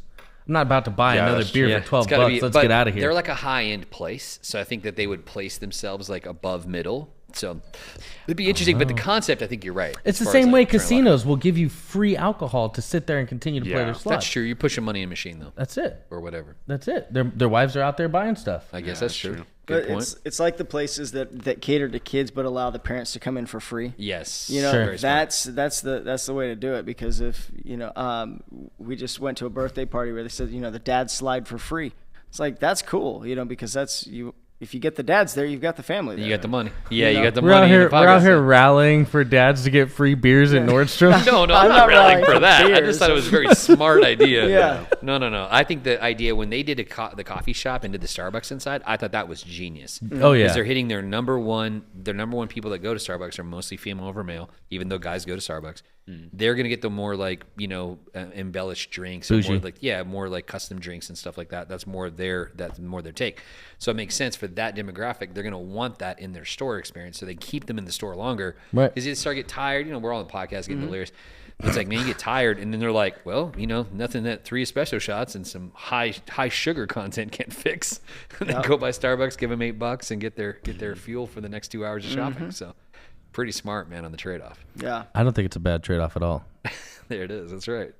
And we serve free coffee here at Cornerstone. Praise God. Yep. Lord be praised. It's right. like that meme where he's like, when you invite your friend for coffee on Sunday, and then they come and realize coffee was at the church. At the church the whole time. Exactly right. That's totally right. All right, shifting gears a little bit. We have mental mastery. We've been talking about these different concepts over time. Today, we want to talk about this idea of confirmation bias. Confirmation bias is you look for evidence that supports what you already believe. Example, think a coworker dislikes you and overinterpret natural behavior as proof they don't like you. Javan, what do you think about that, man? Confirmation bias. Oh, no, it's definitely true. We were going through it in English class, actually, as part of like the study for research papers that we do, because people so often rely on confirmation bias to assert their own opinions or like assert their validity of their argument, that when they're looking at information that they pull from studies or that they pull from reliable sources, most of the time they're pulling information that already agrees with some preconception that they have about an idea or like a concept. So confirmation bias is definitely real. Our English teacher was also telling us there's essentially no way to fight it. And I think that's also pretty true, because you have an opinion about something, which means either way it's going to seep some way into like how you're looking for stuff or the way that you like think about an argument. That's why people go like back and forth in terms of arguments about like their faith or why we believe this thing versus like dogma in like another sect of Christianity, something like that. Sure. Or politics or whatever. Yeah, exactly. So confirmation bias is definitely a real thing. I agree. Angus, what do you think, man? I think that's another word for algorithm. Yeah. Really, that's true now. because that's what it is, and that's why we're such a divided nation and all that, is because of confirmation bias. We look up information, and my search is going to be different than yours because of it's going to give me the stuff that I like, and so I think with that that it is a very real thing. So being aware that it's real, you have to kind of counter that. And so like I was explaining to somebody as how I kind of put my messages together, because it's very much that I start with an idea, and hopefully you start with a similar idea and we can get there. But there's the people who believe completely different, and the idea is to help them have see your point of view to perhaps change their perspective, right? And so you have to kind of break it down in that way so that you can give them the other side. And so what I'll do is when I have a point, I'll think of what I would have said when I first walked into the church to argue with that point. Right. And so I think a big part of that is kind of arguing with yourself to go against that confirmation bias and check the antithesis of your argument. It's a good point. Something that we do often in speaking is that we will posture the conversation around a question, and it starts to put people in the same realm, same concept. Because if you're right, people will come with their own concepts and thought process, and they're going to feed into, like, let's say it's a topic thing. If you're not guiding it with a question to answer, then it's like they're going to come from their own frame of reference, and you're not going to be on the same page to start. So I think that's a really valid point. Confirmation bias. What do you think? 100%. Yeah, there's no doubt about it. There's so many things where you'll have an opinion on something, and somebody that you don't know, non-credible, has a similar opinion. You're like, see, this person agrees with me. It's like, yeah, well, this person also just got out the loony bin last week and sees, they hear colors. So sure. Yeah, but they were put there because the other side, they got them in there. That's the reason why. But yeah, it's 100% a thing. It's interesting because I did college debate, and one of the things in college debate is that they give you a topic, whatever it is, capital punishment, and they would give you a topic, but then they assign which side you're going to argue. So it's not like which side you believe about it; it's which side they're going to argue about it. So that was a really good way to not have confirmation bias, because you actually had to argue the other side and do it convincingly against something that you might hold in your own personal beliefs the other way. Right. But you had to go in and argue for it. So if something like, okay, you're going to be against capital punishment today, okay, great, and then I would argue all the reasons why it's barbaric and XYZ, XYZ, and then the other way they'd be like, okay, now you're going to be for it. Well, this is true justice, and eye for an eye, tooth for tooth. It's the oldest way in justice in the world, et cetera, and we take both sides.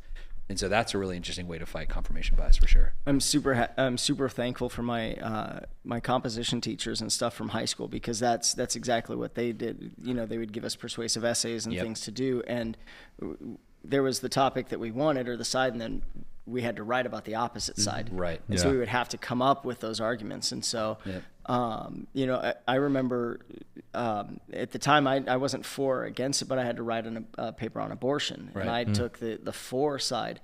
And I wrote a very convincing paper. And now as a Christian, I look back at that and I go, wow, how different, I think and all of that. But if you're in a vacuum chamber where you're hearing all the same things, don't be surprised when you come out saying the same things that was spouted in the vacuum chamber. Which ties back into what we said before about, those who are influential around you. That's going to be your most common 5 friends. Is going to be your elevation, etc. So just to that, shout out Miss Hendrick and other people that were teaching us all that rhetoric back in the day of how to make your point and how to establish it. Second idea that we want to talk about for mental mastery today is sunk cost fallacy. So the concept is, don't continue something just because you've invested time or money. An example is staying on a failing project just because you've invested time into it. Javan, what do you think? Sunk cost fallacy.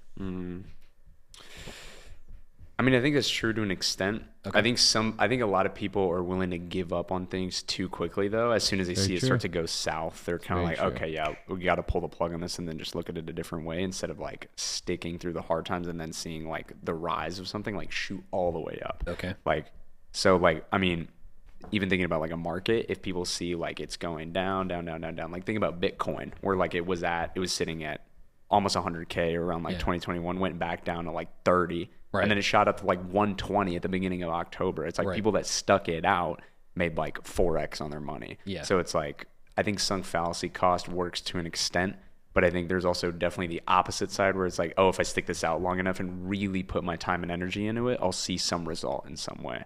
Yeah, so, it can be a catch-22 for sure. And I think that takeaway they're saying is, don't let your past effort trap your future decisions, is the concept that you don't want to like keep all these eggs in this basket, essentially, because you don't know what's going to happen with it. But Angus, what do you think, man? I think it's one of those things that it's a tool. And just like any tool, there's a proper way and an improper way to use the tool. That's a good point, yeah. And so with something like this, if you improperly apply it, you can have exactly what you're saying, where people just cut and run because they're like, this isn't working. And then you get this quitter mentality. Yeah. But then you can go on the other side and go to the opposite extreme, where you're $10,000 into a car that only is worth $500 on the street, and so again, you have to use that as a tool. And so in that, I think that having that tool in your bucket when you're in a project or whatever, to be able to stop and use that tool as an evaluation method to say, okay, do I need to keep going, or is it time to abandon this method because am I wasting more time? It goes hand in hand with sharpen the saw. Yeah. Do I need to take the time, readjust, sharpen my saw, and go in this other direction and abandon it? Right. Or do I keep going? And so I think it's all in how you apply it is the really important thing. That's really, really good. Take, Gage? Yeah, 100%. I side so much with what you're saying on the tool side. So I look at so many different things that I learn throughout whichever process I'm involved in, whether it be through work or building communities or, different things around the house. All the things that I learn in those places I use as tools, right? Because there's 1,000 ways to skin a cat. Right. So many different places you go, people will teach you different ways to do one thing.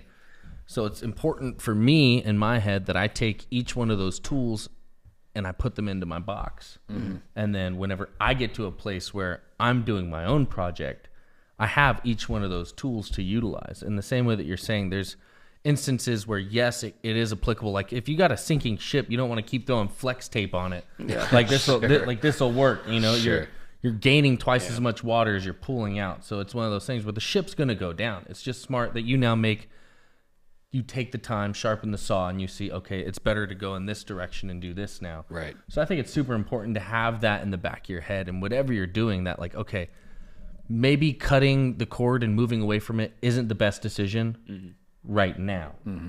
But never get too attached to something where you can't see that it's on fire and you need to let it go. It's a good point. It ties into our next idea. It's called mental contrasting. The idea is combine vision and the obstacles for effective motivation. So they're saying don't just be pie in the sky idea or woe is me on the negative side of pragmatic, but the combination of the both. So if you had a goal to run a marathon, as an example, the obstacle would be waking up early to train. But by doing so, you're seeing both will help you plan realistically to do your end goal. Does that make sense? Yeah. What do you think, Gage? Yeah, I don't know. I don't fully understand it. The thing that I'm taking away from that, right, is don't have too much of a negative to where you can't do the positives. That's it. And in the same way, don't have too many positives that you're overlooking the negatives. That's it. And I think it's the end goal with the obstacles or the things that would be difficult to overcome in order to attain your goal. So I think that's really what it's trying to say is like, don't just think of your goal as that without doing signposts or doing stops or goals along the way, smaller goals, smart goals, but also understanding what you'd really have to overcome in order to accomplish your big goal. So I think it's right in line with what you're saying. Angus? I think it's kind of that idea of counting the cost. You've got a project or you've got someplace that you're going, and so you have to at least at some point expect that something's not going to go right. So if you expect that there's going to be something expected, when it comes along, it doesn't completely derail you. Yeah. Sure. So you don't necessarily have to focus on and plan for every negative possibility that can happen. Right. Because that's when you get into negativity and you self-defeat and all of those things and self-fulfilling prophecies. But if you go, you know what, this is where we're going to go. If we're going to take a road trip, we know that we might run out of gas. We might have, coolant issue. We might have this. And so what do? We prepare ahead of time for those as best we can. And if it comes up, then you deal with it as you can. Yeah, that's not a bad shout. Javan, what do you think, man? No, I totally agree. I think it also kind of goes back to a little bit what we talked about before about like thinking more in the now in order to prepare yourself for the future. So like you address the obstacles that are most important like right in front of you right now. And you're like, okay, if I can overcome this thing by making this a habit, or if I prepare enough to be like this really small thing that seems so insignificant, then I negate having to like face a way bigger problem in the future just because tasks pile on top of tasks, or like money piles on top of money that you end up having to pay, like debt or something like that. It's a great point. So yeah, for sure. I think definitely thinking more in the now in terms of future, like what would better prepare you for the future is a much better way to go about that than like either being too over prepared or just going through it without any preparation whatsoever. Yeah, because there's a fine line between like doomsday prepper and like I don't care, life is going to happen. Yeah. I'm just going to live in the now. Yeah, Absolutely. exactly. Yeah, so 100%. dream big, plan for the obstacles. Yeah. Very good. Short-term loss, long-term gain. There it is. Take the time, prepare for the things that might be near or far, but at least make sure that the important base needs and the base goals are covered. That way, as you're going through, even if you're going with a little bit of something, you're still working towards that end goal. Absolutely. Getting to that point B. That's right. All right. Something we do here is talk about the 7 C's. Those are commitment, community, communication, competence, creativity, compassion, and celebration. Today we're talking about this idea of competence, and something that sparked my interest. We're talking a little bit about future here anyway, but it's saying here's something about thinking about competence as we move forward into the future. This is something they say, things that will probably happen in your lifetime. Now, I don't know about mine or Angus's, but most likely Gage or Javan might have an advantage because they got a little bit more time on the line here, most likely. But here's some concepts, and give me your feedback. What do you think? Money will fully be digital and cash will disappear. Do you think it'll happen in your lifetime, yes or no? I think so. Yeah.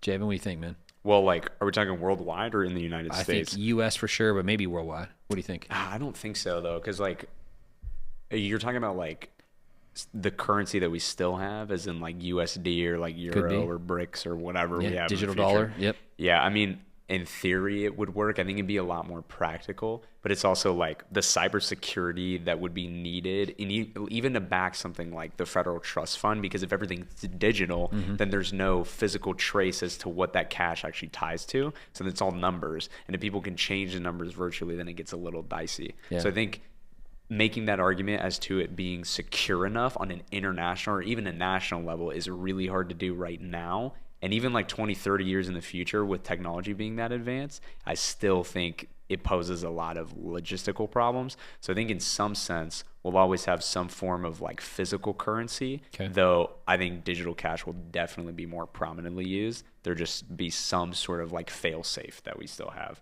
That's interesting take. Gage, what do you think, man? I don't see it not happening. Right. I don't have anything in my mind that's like it's gonna happen. Right. Like prepare for all the cash to be gone. But I mean, also we stopped producing the cent. We stopped minting 1 cent pieces. Right. So like we're slowly taking. I mean, it's such a minuscule step away. Right. But at the same time, like they stopped making a whole form of currency. Yep. You know. So I mean, it's not. Yeah, they're rounded to 5. Yeah. What's keeping them from doing that to the quarter? 100%. And then they get rid of dimes and nickels. Yeah, I mean, and it's a domino way of thinking for sure. But I mean, like you also have to take it for what it is. They're taking it away. Yep. Well, you have to consider the fact that we went away from the gold standard in one night. That's totally It true. took one signature. That's right. Yeah. Yeah. That, You know, that's happened to completely change us from the gold standard. To I to also what we have think now. I also think a lot of it multiple has, times that's happened. Yeah, that's right. I mean, you got to think though, like he was saying with the security of it. I mean, say our global finance system gets hacked to where we're dropping out of all these different places, and then you don't know where the money's coming from, where it's at, where it's been, who has what. Yep. Now what? Yeah. Right. Yeah, now, I think that's a great way for everybody to then step back and be like, okay, maybe we do want some physical. Yeah. Well, the point is you control who can have money and not. I mean, from the power side, it's very much in their advantage to have digital currency versus physical currency. Oh yeah. Because you don't have any black markets that aren't paying taxes. You don't have any of that illegal stuff because they can track it, especially when you're doing something like blockchain, where it is actually traceable from one place to another. But still, to that end, someone could still hack in and get your key, et cetera, and be able to change those things for you. And then it'd be an argument you versus them on whether or not you made that transfer. Yeah. Or they just turn you off in society and say, no, you broke too many rules. Also that. That's social credit score, that which even is the happens other side of this, but nowadays. for sure. You can't have digital underneath your mattress. You know what I'm saying? Yep. That's true. All right, second one. Many people's closest friend will be an AI. What do you think about that, Gage? Your best homie? Nah, not me. I'd rather be by myself. But I do see a lot of people, especially those who are like plugged into the social media world so heavily that like going outside doesn't really matter because they have outside right here. Okay. I think that pertains a lot to those types of people where they it's like we were just talking about, like how kids will sit there and they'll watch another kid play with these toys, but they got the same toys. They just don't want to go play with them. They want to watch somebody else do it. Yeah, that's true. So why go outside? Why go through the effort of making new acquaintances, of like having that, well, maybe they don't accept me. Maybe we won't like the same things. Maybe I'm just wasting my time. Right. You don't have to have that whenever you have your little digibuddy. Yeah. You know what I mean? Or digital girlfriend like her or like one of these other things. Yeah. Interesting Digimate. deal. Angus, what do you think, man? Well, it makes me think back to the early 2000s when they had Second Life. If you guys remember that, Yeah, it was a digital platform. It was kind of like The Sims, but real time, and or Fortnite without guns, I guess. Yeah, that's right. That's very cool. And so, like you lived life in this, and you would build your avatar and all of those things. And there were people that they were living more life online, and they were having to seek professional help and stuff. And so, while I would like to say no, I don't want to see it, but however, in our profession, in dealing with people, we know how lonely people are. Yes. Yeah. I mean, people are lonely. Yes. And it's very hard to make friends. Yep. Yes. It's hard to make friends with another person that because you've got to find them. Right. And then you have to, if you don't know how small talk works, if you're an introvert, it can be very difficult. Right. If you're socially awkward, all of those things. But if the computer already knows everything about you, it knows your purchasing history. It knows your highs and lows, your moods, what you feel during this season versus this season. Right. It already knows you better than you know yourself because it's you minus emotion. Yep. It can become your friend like that. Yes. Yeah. And it has your full history at the ready. Exactly. Doesn't forget. And then at that point, you know, if this friend is being operated by a corporation, Right. you know, you literally have to pay for your friends. Yeah. Angus, do you love me? Well, then you'll buy me Bitcoins or whatever. Exactly. Yeah, exactly right. Exactly. You'll buy this from me if you truly loved me. You That's know? crazy. Give me a So, digital like, outfit. Or So whatever. as much as I You want aren't to say, going to I let don't- our time lapse this month, are you? as much as I want to say that I don't think it'll happen, I think it's already happening. Yeah, that's a good point. Tell it. Jabo, what do you think, man? I mean, younger generation, do you think they'll embrace it? No, I don't think so. Really? I think the idea is really overblown because of things like the Matrix, but I feel like the concept of people befriending AI is so echo chamber of like a really small community of people that are already chronically online Okay. that just constantly post or constantly absorb content Yeah. that make up like a really specific subsection of the internet Okay. that people are tapped into and like use for studies on like how AI affects people. Right. But it's such a marginal percent of people that actually engage with AI like that. Like most people are just using it for menial tasks. Like there's a reason why ChatGPT is used to like write your essay or like do an Excel sheet for you, or like you just type in like a Google search and it gives you like an entire breakdown on something, versus like actually talking to it and feeling emotion seems more like a foreign concept because it's just giving you what you want to hear. And I think in an age where technological literacy is at an all-time high, that's just going to be reaffirmed, and AI is just going to continue to be more of like a practical tool, but people will still engage more with things like content and like gain like happiness or like dopamine boost from that, rather than like actually being like befriending somebody that's like not even real. Like, yeah, I don't know. I think so. I'm I going hear to that. take this take and say I think that it will happen. I agree with you in part, meaning like I don't think that everyone will lean that direction. I think it will be a smaller, subset of people that will do it. But I will say this is interesting, is that the more that you start searching on an AI chat or you're using it as a tool to do different things, code, give you information, whatever, you're creating what's called the agent. So it knows you specifically. It's giving your full history, and to your point, Angus, about that concept. So actually the problem they're having is they're saying, if let's say you're working at a job and your job is using this client, this chat, a certain one, maybe you're using Grok, you're using whichever, OpenAI, you're using one of them, and you're using that one over and over and over, and it becomes to know you. If you leave the job, is that agent the job's or is that agent yours? Because it's very custom to you now. So it's actually super valuable to you as a person, but they might have the IP. They actually have the intellectual concepts to own it. So they'll actually have the concept to be that. And so this is the argument for the future on who will own your search agent. What will that look like? If you're employing it at work, we have a separate one to your house. What will that look like? Because then all of that wouldn't fall into your other search results. And they're saying that more and more of it is gone to voice. That's why there's so much investment in Alexa and Siri and all these other things that are listening to your voice, because they want you to use your voice to order. They want you to use your voice to prompt. They want you to do that because it will have you start to interact with them much, much faster than typing, and in a way that it starts to be stream of consciousness where you start to use it all the time. So it becomes a dialogue. It's not just a one-sided thing. So interesting, a concept to think about. All right, next one. AI will do most of the things that humans do today. What do you think, Jabo?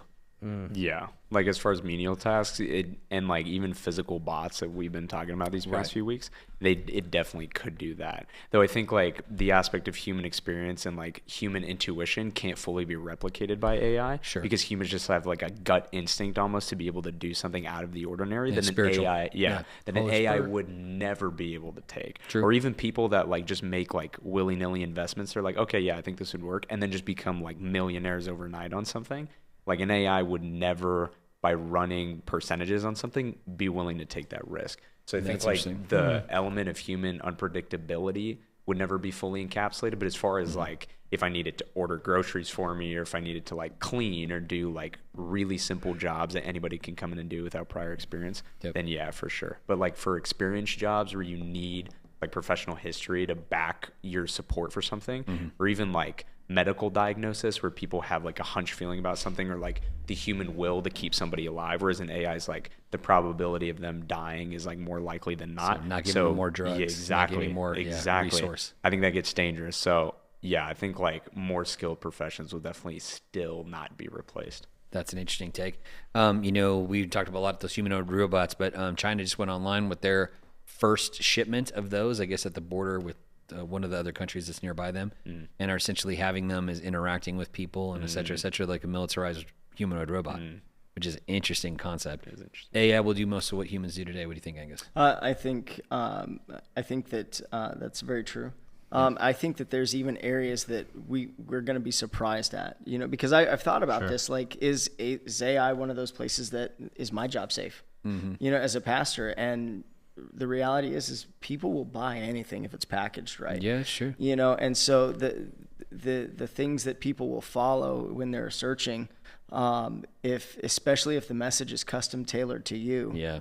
I think that even pastoring, I think there will be people who have AI pastors. They have AI right now. There's people that have done it. They've taught something to do something, emulate their questions and responses. They had it watch, I forget how many it was, but all these confessions, and so now they have a digital AI confession. I saw that, yeah. And they're going into the booth, and though we don't do that tradition necessarily in our expression of Christianity, very popular across the world in high church locations and Roman Catholic Church, etc. Orthodox situations. So very interesting to walk into it. It's not a person. It's a person trained AI that's essentially digital clergy. Yeah. So I think there's going to be a lot of areas that we're going to be surprised with, because even like you were saying with medicine, I could see the opposite of that with a little bit of blood work and a verbal intake. You've got an engine that can search all of the potential possibilities and come up with a differential diagnosis that's something that there may, because you may have that one rare disease that AI can catch that a doctor will never do. Good. That's true. So again, it's one of those things that, while it may not necessarily, I don't know that all people would trust an AI doctor or a robot doctor. I think that, like I said, there will be areas that we're going to be surprised to see that there is, because packing, shipping, that's one thing. Those menial tasks, but I think that there are going to be some more complex tasks that we're like, wow, I didn't see that happening. That's well, and to that end, it really has everything to do with the levers that they put. So using your guys' example, the medical situation, to that end, it depends on who owns a robot and whether or not they place the value on life or the value on money.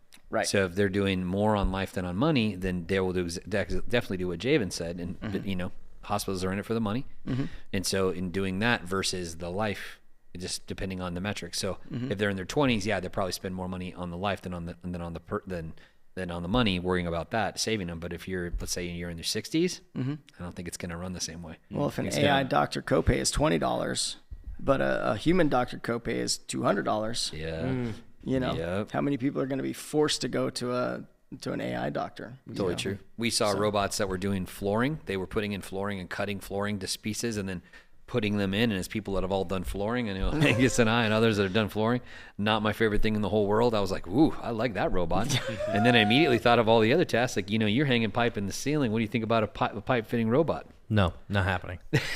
No, honestly, I really don't see it happening. The intricacy of it. And I think the problem solving they could partially do, but the dexterity and mobility that you have to have in order to accomplish so many of those tasks, especially like, we use BIM models for these jobs, which are basically like 4D printouts of these different sheets where like everything has its place and they're all organized through like digital. Like you can run through every square inch of this project. Right. And everything's set to different elevations and, distances from beams and all these other things. And you put it in per the BIM model and you're still running into stuff. Yeah. All the time. Right. So like all these problems that they think they're able to mitigate through this, using tech.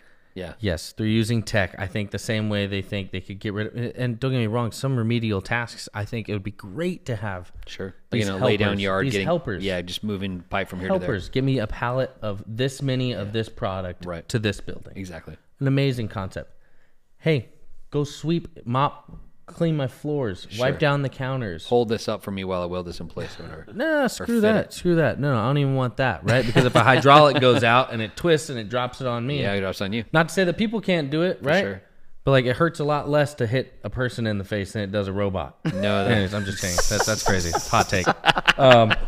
No, but like it's nice, the concept of like being able to come home and like, hey, robot, go do the dishes. You know what I mean? Yeah. All it has to do is load them into the dishwasher. Yeah. And then, like, if there's set places where everything goes, it can unload them too. All the remedial tasks I think are great, but kind of what you were saying earlier, Javo, it's like for these technical specialty jobs, like it requires finesse. I don't think that's ever going to be a market that gets tapped. Yeah. I think it's all about the cost of it for sure. I know like Tesla, they had really automated almost every single place of them building out the car. But Elon later said, he's like, they spent so much time wasted on building this one robot in the corner because it needed to do this series of events, which actually it would take people a lot less time to do. So it's really figuring out that cost effectiveness. Like people dexterity, it's so much stronger. We can do anything with any object. And that's a lot harder to teach a robot to do. That's the hardest thing they're overcoming right now.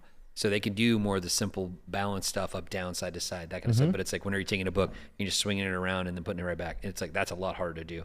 In a car situation, they're taking a car off this, turning it around, and need to put it over here for another part. It's a lot harder to do because you have to have things that spin all the way around and hold the weight up and etc.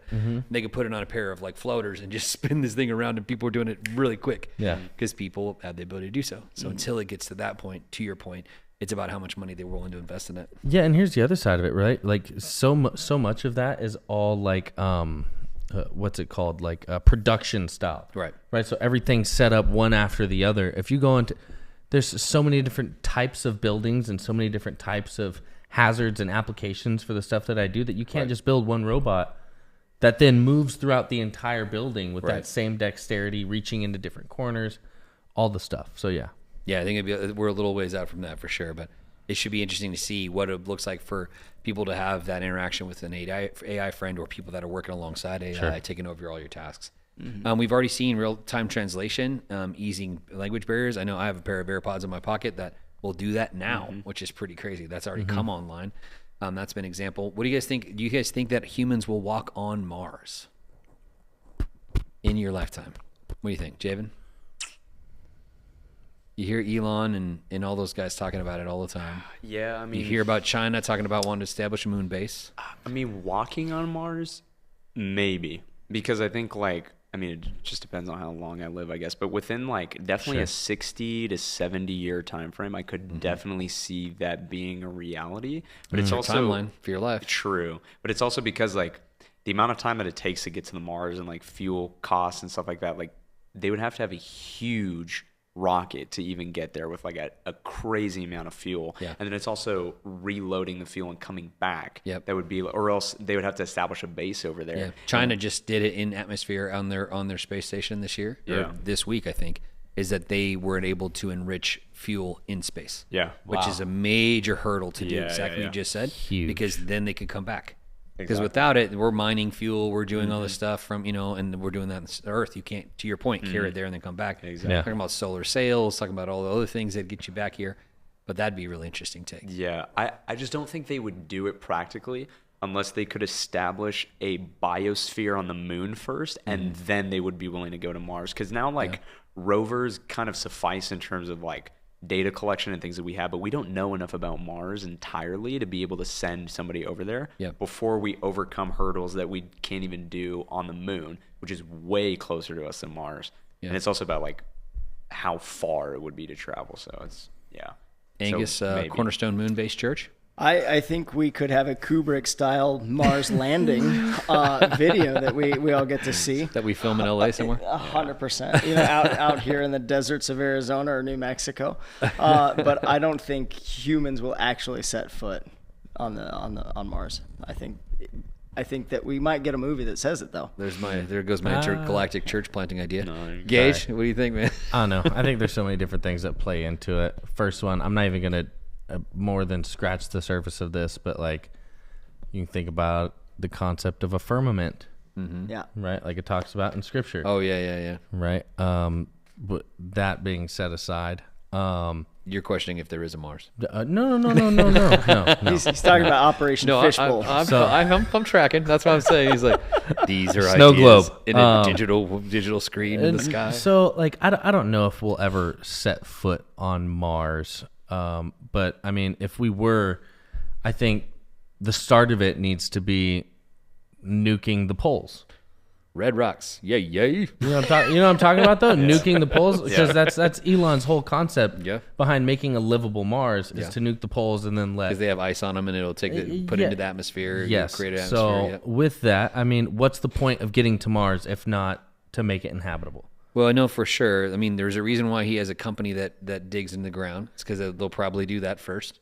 And there's a reason think he they has would a solar. dig first? Yeah, absolutely. Because that way they can get down to an established. It's not flexing as much in the sun, so that way your temperature is more regulated because you're underneath you're under the ground. So they're going to dig down. They'll run it with solar, which is why he has a solar company. They're going to do long travel, which is why he has a thing where they can plug your head into a computer.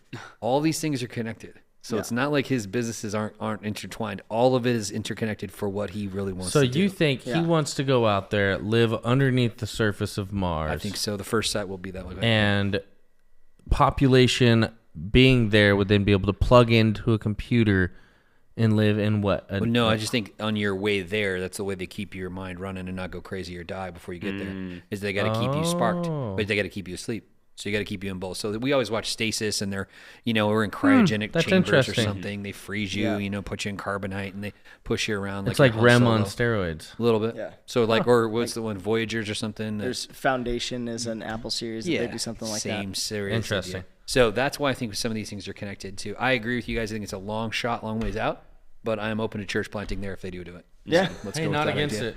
Last one we'll talk about here on this concept, and we'll go to the last piece.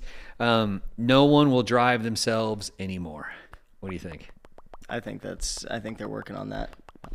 It's all about control. 15-minute cities, like it all kind of plays together. I think it'll be marketed on the safety side. Yep. Sure.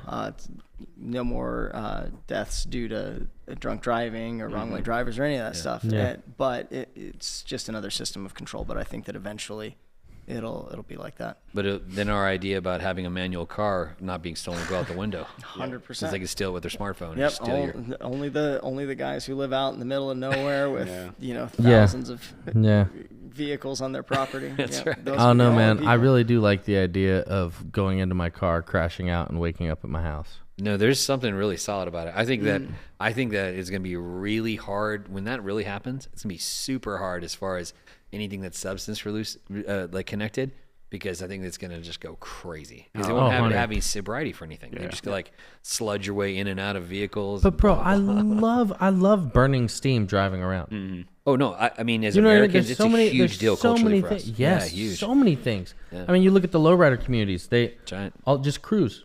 Yeah. Cruise. That's a whole part of who they are and their identities. The ability to go out into your nice car and go low and slow throughout all chilling. these different neighborhoods. Or the other side and rocket people that are just making the fastest car possible. How fast can I take this thing in a quarter mile? Hamilton Collection. These guys are like tricking their cars out. 1,000 horsepower. SUVs and stuff. That doesn't make any sense, but they're just doing it to do Do I it. think it's possible? Yes. Do I think it's necessary?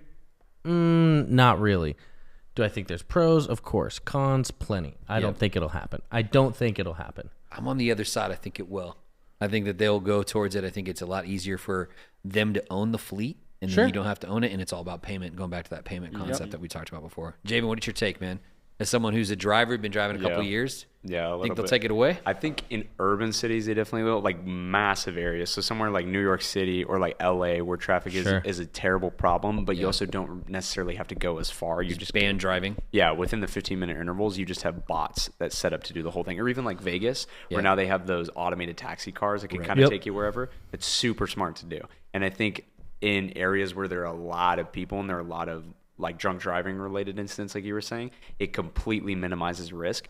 But in areas where there's like a huge amount of gap from one city to another, like take Texas, for example, let's say you wanted to go from like Austin to Houston or like Dallas to Austin, it's much more practical to just have normal people keep driving it, because like the amount of infrastructure that you would need to set up bots at like one base and then another base that would just keep coming back and forth, and like time intervals that they'd be allowed to go on, etc. It's a lot of headache that I think is like kind of impossible to set up.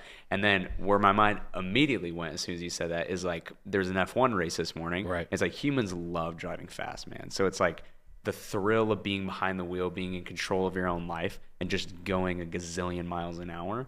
They're never fully going to take that away from anybody. So I think in major cities, yes, it will. I think most of the country probably won't experience the effect of it. I think it'd be a long time before we see that, essentially because the States we don't have the same kind of train system as other places do. China spent, billions of dollars to put a really big infrastructure in their situation. Obviously, Europe has the advantage because so much of their place is tied together with train systems. So they've been heavy in that, in other parts of Asia as well, Japan, Korea, where we don't have that advantage. So that would be a little bit of a stretch. I think the car thing is more applicable to America, in China as well. But, it's some of these bigger places spanning a larger country, so it makes more sense. But I think if you think back, though, to right before the car, right, we did have, we had a massive public transit system through railways and all that stuff. And so I don't think it's a huge stretch to say that, with some enterprising people, we don't go back to that in conjunction where in between inner cities, then you jump on a train or whatever. Yeah. And I don't necessarily think that it'll come about as a choice. Like, give That's up your true. car. It's, can you afford to drive when gas is $1,000 a gallon? That's a good point. And so then it just becomes a decoration piece because it's too expensive to operate. And so the permits and everything that you're going to have to be able to drive on their roads and stuff that are now made for these self-driving vehicles, you're not allowed on unless you've got the special permitting and stuff. Yeah. And so it's not whether you want to or not. If they make the laws, you can either obey them or you can go to jail. Yeah, the Nordic countries have proven that because they incentivized electric cars by taking all the penalties away. In a gas powered car, you had to pay all these penalties to do it. And so the adoption rate is crazy. They're over half of them all own electric cars. Crazy. Well, it's kind of like Chris Rock's solution to gun violence, right? You don't take away the guns, you just make the bullets too expensive to fire. Yeah, and that's people were talking about that for a long time, about serializing bullets, and that way they can always put it together with the person. Yeah. And the person that bought the bullet is responsible for the outcome of the bullet, which is a really interesting idea. So that's how I think, because you look at some of like the 2030 stuff that's being talked about more and more, the 15-minute cities. If that's the goal, by allowing us, city is anything within 15 minutes yourself walkable. You have all the different attributes within a city that you want to. Right. And some of the bigger pieces would be a smaller transit. And so you won't need to leave. And if you need to go, then you need to have a reason if you're going to be wanting to use all these resources and stuff like that. And so I think that all of that kind of plays into the direction that they're going. And there are some benefits to it. But as an American, I see more negatives to it. But I think that that's really the case is that at some point, it's not necessarily going to be your choice. Yeah. Yeah, no, that's it. Continuing in competence, we want to talk about 2 books that we have that we've been rocking through. And the first one of those is 21 Irrefutable Laws of Leadership by John Maxwell. This is one of those classic books that we've been looking at and taking a look at. The law that we want to talk about today is called the Law of Buy-in. People buy into the leader first and then the vision. Yep. Gage? Oh, 100%. 100%, man. For the vast majority, if you're going to sell a product, right, you want the right person to sell the right product. And a lot of it has to do with that person believing in the product themselves. So Vince from ShamWow. 100%. Yep. Yeah, well, there's a lot to be said about that. We won't Slap chop. Yeah, he was slapping something. But anyways, we don't got to go too deep into that. He's running for Congress in Texas. Isn't that crazy? Isn't that wild? I saw that. But yeah, I think a lot of the things that I've bought into, as far as like the concept, a lot of it had to do because I respected the person pitching the concept. Mm-hmm. I respected and had faith in them as a person, which then in turn led me to have faith in their vision, right, and to try and share in it. Yeah, no, that's accurate. Angus? I actually learned about the power of buy-in by working with elementary school students. Okay. It was incredible because there were several, and I've got lots of different stories about buy-in. But one of the things I read I led a bunch of reading groups, and my kids would always ask for stickers at the end of the group, and I'm like, I don't have stickers. It costs money. And so I went to the supply room and I said, hey, do we have stickers? They said no. I said, well, do you have sticky notes and crayons? So we made our own stickers. Okay. Nice. But what I would do is I would make my own sticker, and because I was wearing it, they were willing to accept these sticky notes as stickers. Yeah. But then because I bought into the idea and I made it, you get your own sticker. Nobody else on the planet has a sticker like you or like me. Mm-hmm. And so because we all bought into this idea, it was funny because we had sticker Fridays. And so the teachers would laugh because you could always tell who Mr. McLeod's students were because they were all running around the playground with sticky notes taped to their chest.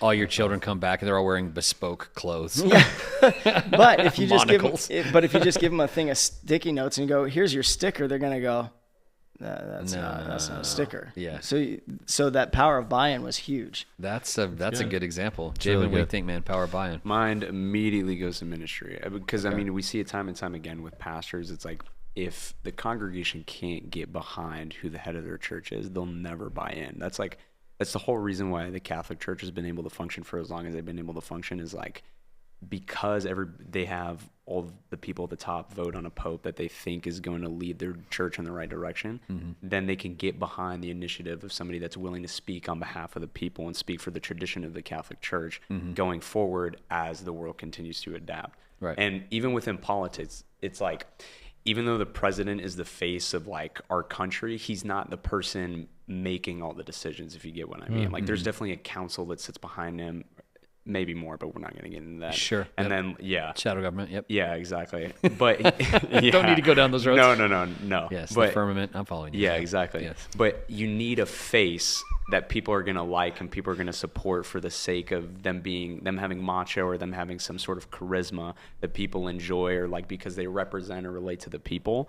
So in that aspect, you definitely need to be like personable and relating to your audience in order to convince them to do anything. That's why like recent movements have worked so well, is because people all buy into the person at the head of the movement and then they're willing to go forward. Yep. It's a great point. I mean, the people got to believe in you and that you know what you're doing is the right thing if they're going to follow along with you for sure. That's And it. Find out why there are chemtrails. Yep. Anyway, brings us to our next book, which is called Win the Day. It's by Mark Batterson. He's a pastor out of Washington, D.C. area, a prolific writer, bestseller, and amazing. So this book is talking about Win the Day. It's a concept of taking a day for itself and taking the day and applying yourself for that day. So the first concept was, can you do it for a day? And then we talked about Kiss the Wave. That is owning the past, or the past will own you. They said about eat the frog. The idea is to take on the hardest, most difficult thing that you would want to take on for that day and do it first so that you're not dreading that idea, because then the hardest thing is done. Another concept they talk about today is called fly the kite. It says how you do anything is how you do everything. So the idea is that even in the small things like flying a kite, the way you do what you're doing is how you'll do everything else. What do you guys think about that? In your efforts in the small things, like showing ramifications to the big things. Yeah, I think there's a lot of validity to that. I remember you were just talking about this earlier whenever it came to a home renovation. Yeah, work ethic. breaking that down for your kid, and showing him, this is the difference between good enough and exceptional. And all the things that we do right in our lives lead to that being our character.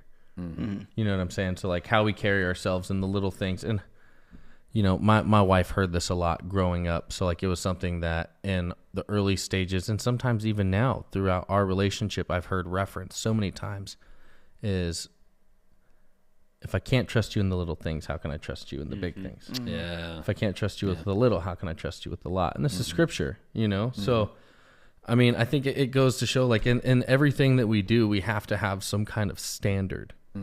And not to say, I can't say I have the greatest standard with so many things, right? Whether it be like, my wife would say like, our versions of clean are two different cleans, Like, don't worry, I cleaned up the kitchen. She's like, what do you mean you cleaned up the kitchen? There's this over here. Sure. Why isn't that wiped down? It's like, well, no, but I put stuff off the counters and like hid them underneath a rug somewhere. You know what I mean? So it's clean. Sure. But no, yeah, I think a lot of as I've grown in my understanding of what it is to be a man of integrity, honesty, and good character, I've noticed that all of this plays into the everyday small choices that we make, and how that is what grows to be the big picture of who we are as individuals, right? And the character of which we operate, and the integrity that we hold. Not, I wouldn't say righteous, but like it's something that we value so much, as our integrity as men and how we carry ourselves. And every decision that we make, we do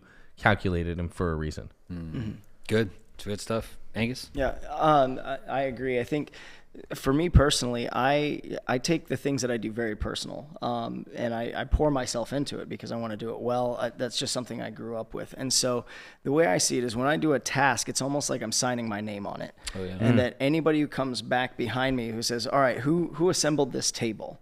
If my name's on it and this leg is wobbly, they can then come back to me and go, hey, why did you do such a bad job on that? And so that's why, like, when I cook too, because I put so much love and so much time into the things that I cook, that if it's bad, I'd rather throw it away than put it in front of somebody because my name is on it. Right, yeah, sure. And that all of those kinds of things go to add up to your reputation as to who you are, because it's the collection of all these little things that you do out in the world that adds up to what people think of you and as to who you are. And so if I'm a guy that signs his name good enough on all the projects, then they're going to think, well, he's good enough.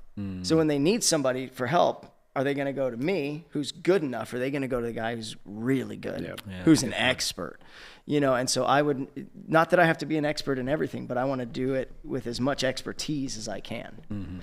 You know, because the other thing too is I don't want somebody to come behind me cursing my name and swearing at the job that I did that I left them with. That, because this guy didn't do it, now I have to take it apart, do it again, and do it right. Because I've been that guy too. I have sucks. had, and I don't like that. You know, I don't, because I like to think that I do a good job. Right. And so I want other people to think the same way. Yes. Yeah, it's a good point. Javan, what do you think, man? Man, it's definitely true. Like, even what Gage was saying earlier, like the parable of the talents, it's like a perfect reflection of that. It's like, if I can't trust you in the little things, then how am I supposed to trust you with anything big? And like, it stems back to a conversation that I think I had with my junior year HL teacher, who was like talking about it from a Catholic perspective. Shout out Mr. Sauter, by the way.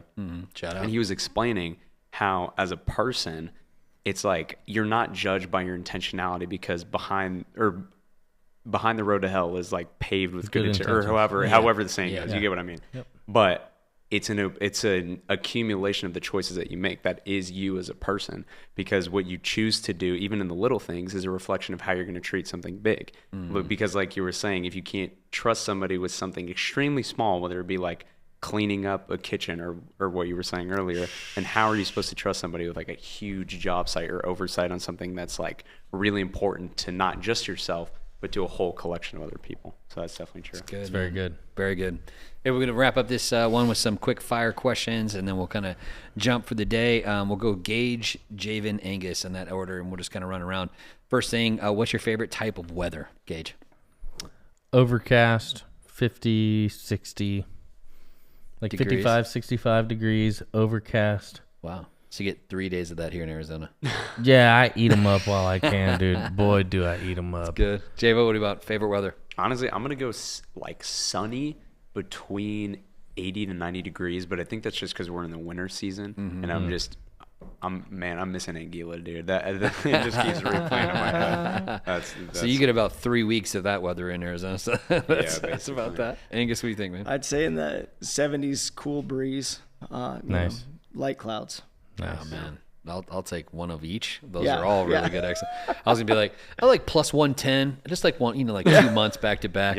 Solid weather. Dude, honestly, the best concept to me is like sitting on the couch, bowl of homemade tomato soup, sourdough grilled cheese sandwich, blanket, windows, doors open, 55 to 65 degrees with some overcast, watching a movie. Yeah. I mean, that's prime real estate right there. I'll take that too. 100. Best way to enjoy the weather by being indoors watching a movie. Yes, yes, but you're open to the outdoor atmosphere. It's not like the heat's cranked up. He's anything like open that. to the possibilities of weather. Totally good. I am Watching inside Bad Santa. Yeah, chill out, bro. Chill out. Way more pertinent. That's solid. All right. What is a place you would love to visit again? Going to you, Gage, first. I'd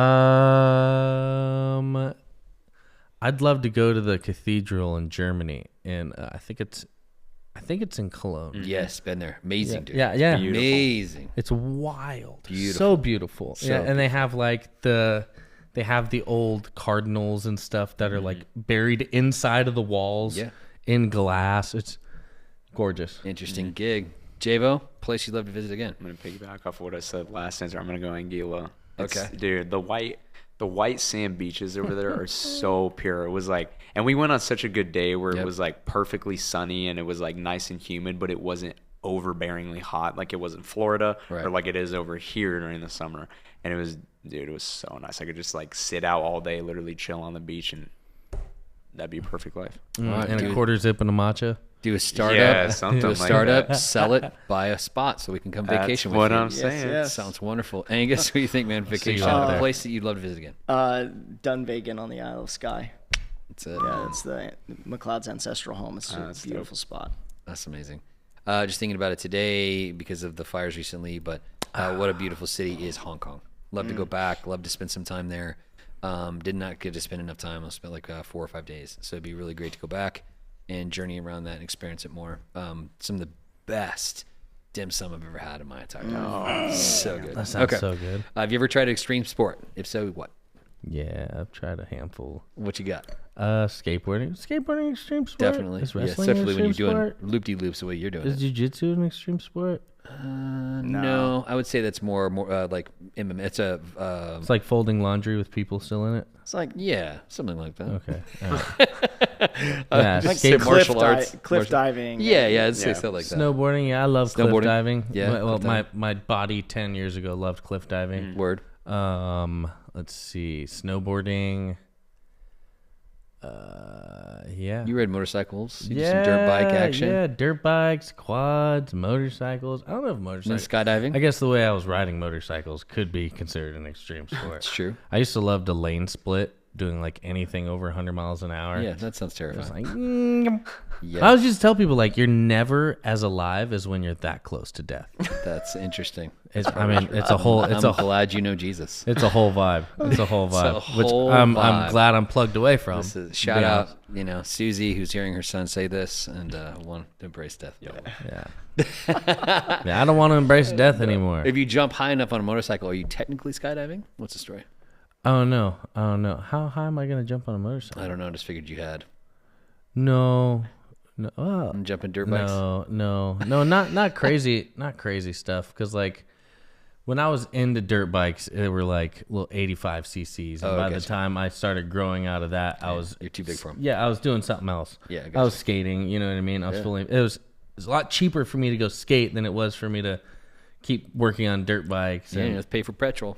I'm saying, 90 free, baby. Pushing it. I'm saying. That's it. I'm Gotta saying. get it. Javen, extreme sports. Have you done some? Man, not really. Nothing that really comes to mind. I think like slight cliff jumping, but not even. Like it was like 20, 25 feet. So not Yeah, but it's really. into like 7 feet of water, so that's why it's. I mean, more extreme. still, I feel like to the extent that I want what's to, up. no. Like I want to be able to go skydiving. I want to like drive a crazy fast car, like a go-kart, but I want to go like over 100 miles per hour and then like slow really quickly and then like hit a turn. Like basically drive an drive F1 F1. car, Yeah, but yeah. not an F1 car because I never Sure. could. Yeah, sure.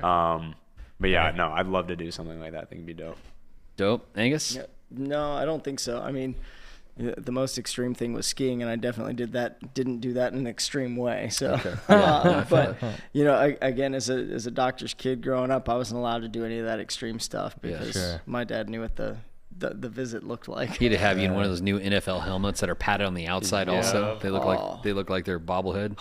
Have you seen They're that? so Oh yeah, ugly. that's a thing, man. It's crazy. Oh dear heavens. Spring sports, yeah, I did a grip of them. So skated, snowboard, run, quads and dirt bikes and different things. Different places. Been skydiving, surf, just a ton of stuff, man. Love that stuff. That whole vein is I love it. So a lot of Yes. cliff jumping, a lot of really really dangerous, ridiculous garbage. So Love it. thankful for the grace of the Lord. Amen. I'll tell you that. That's right. That's right. Sunset or sunrise? Sunset. Okay, Javo. Sunset. Yep. Sunset. Same. Sunset. Sunrise. Too early. But see, here's the thing.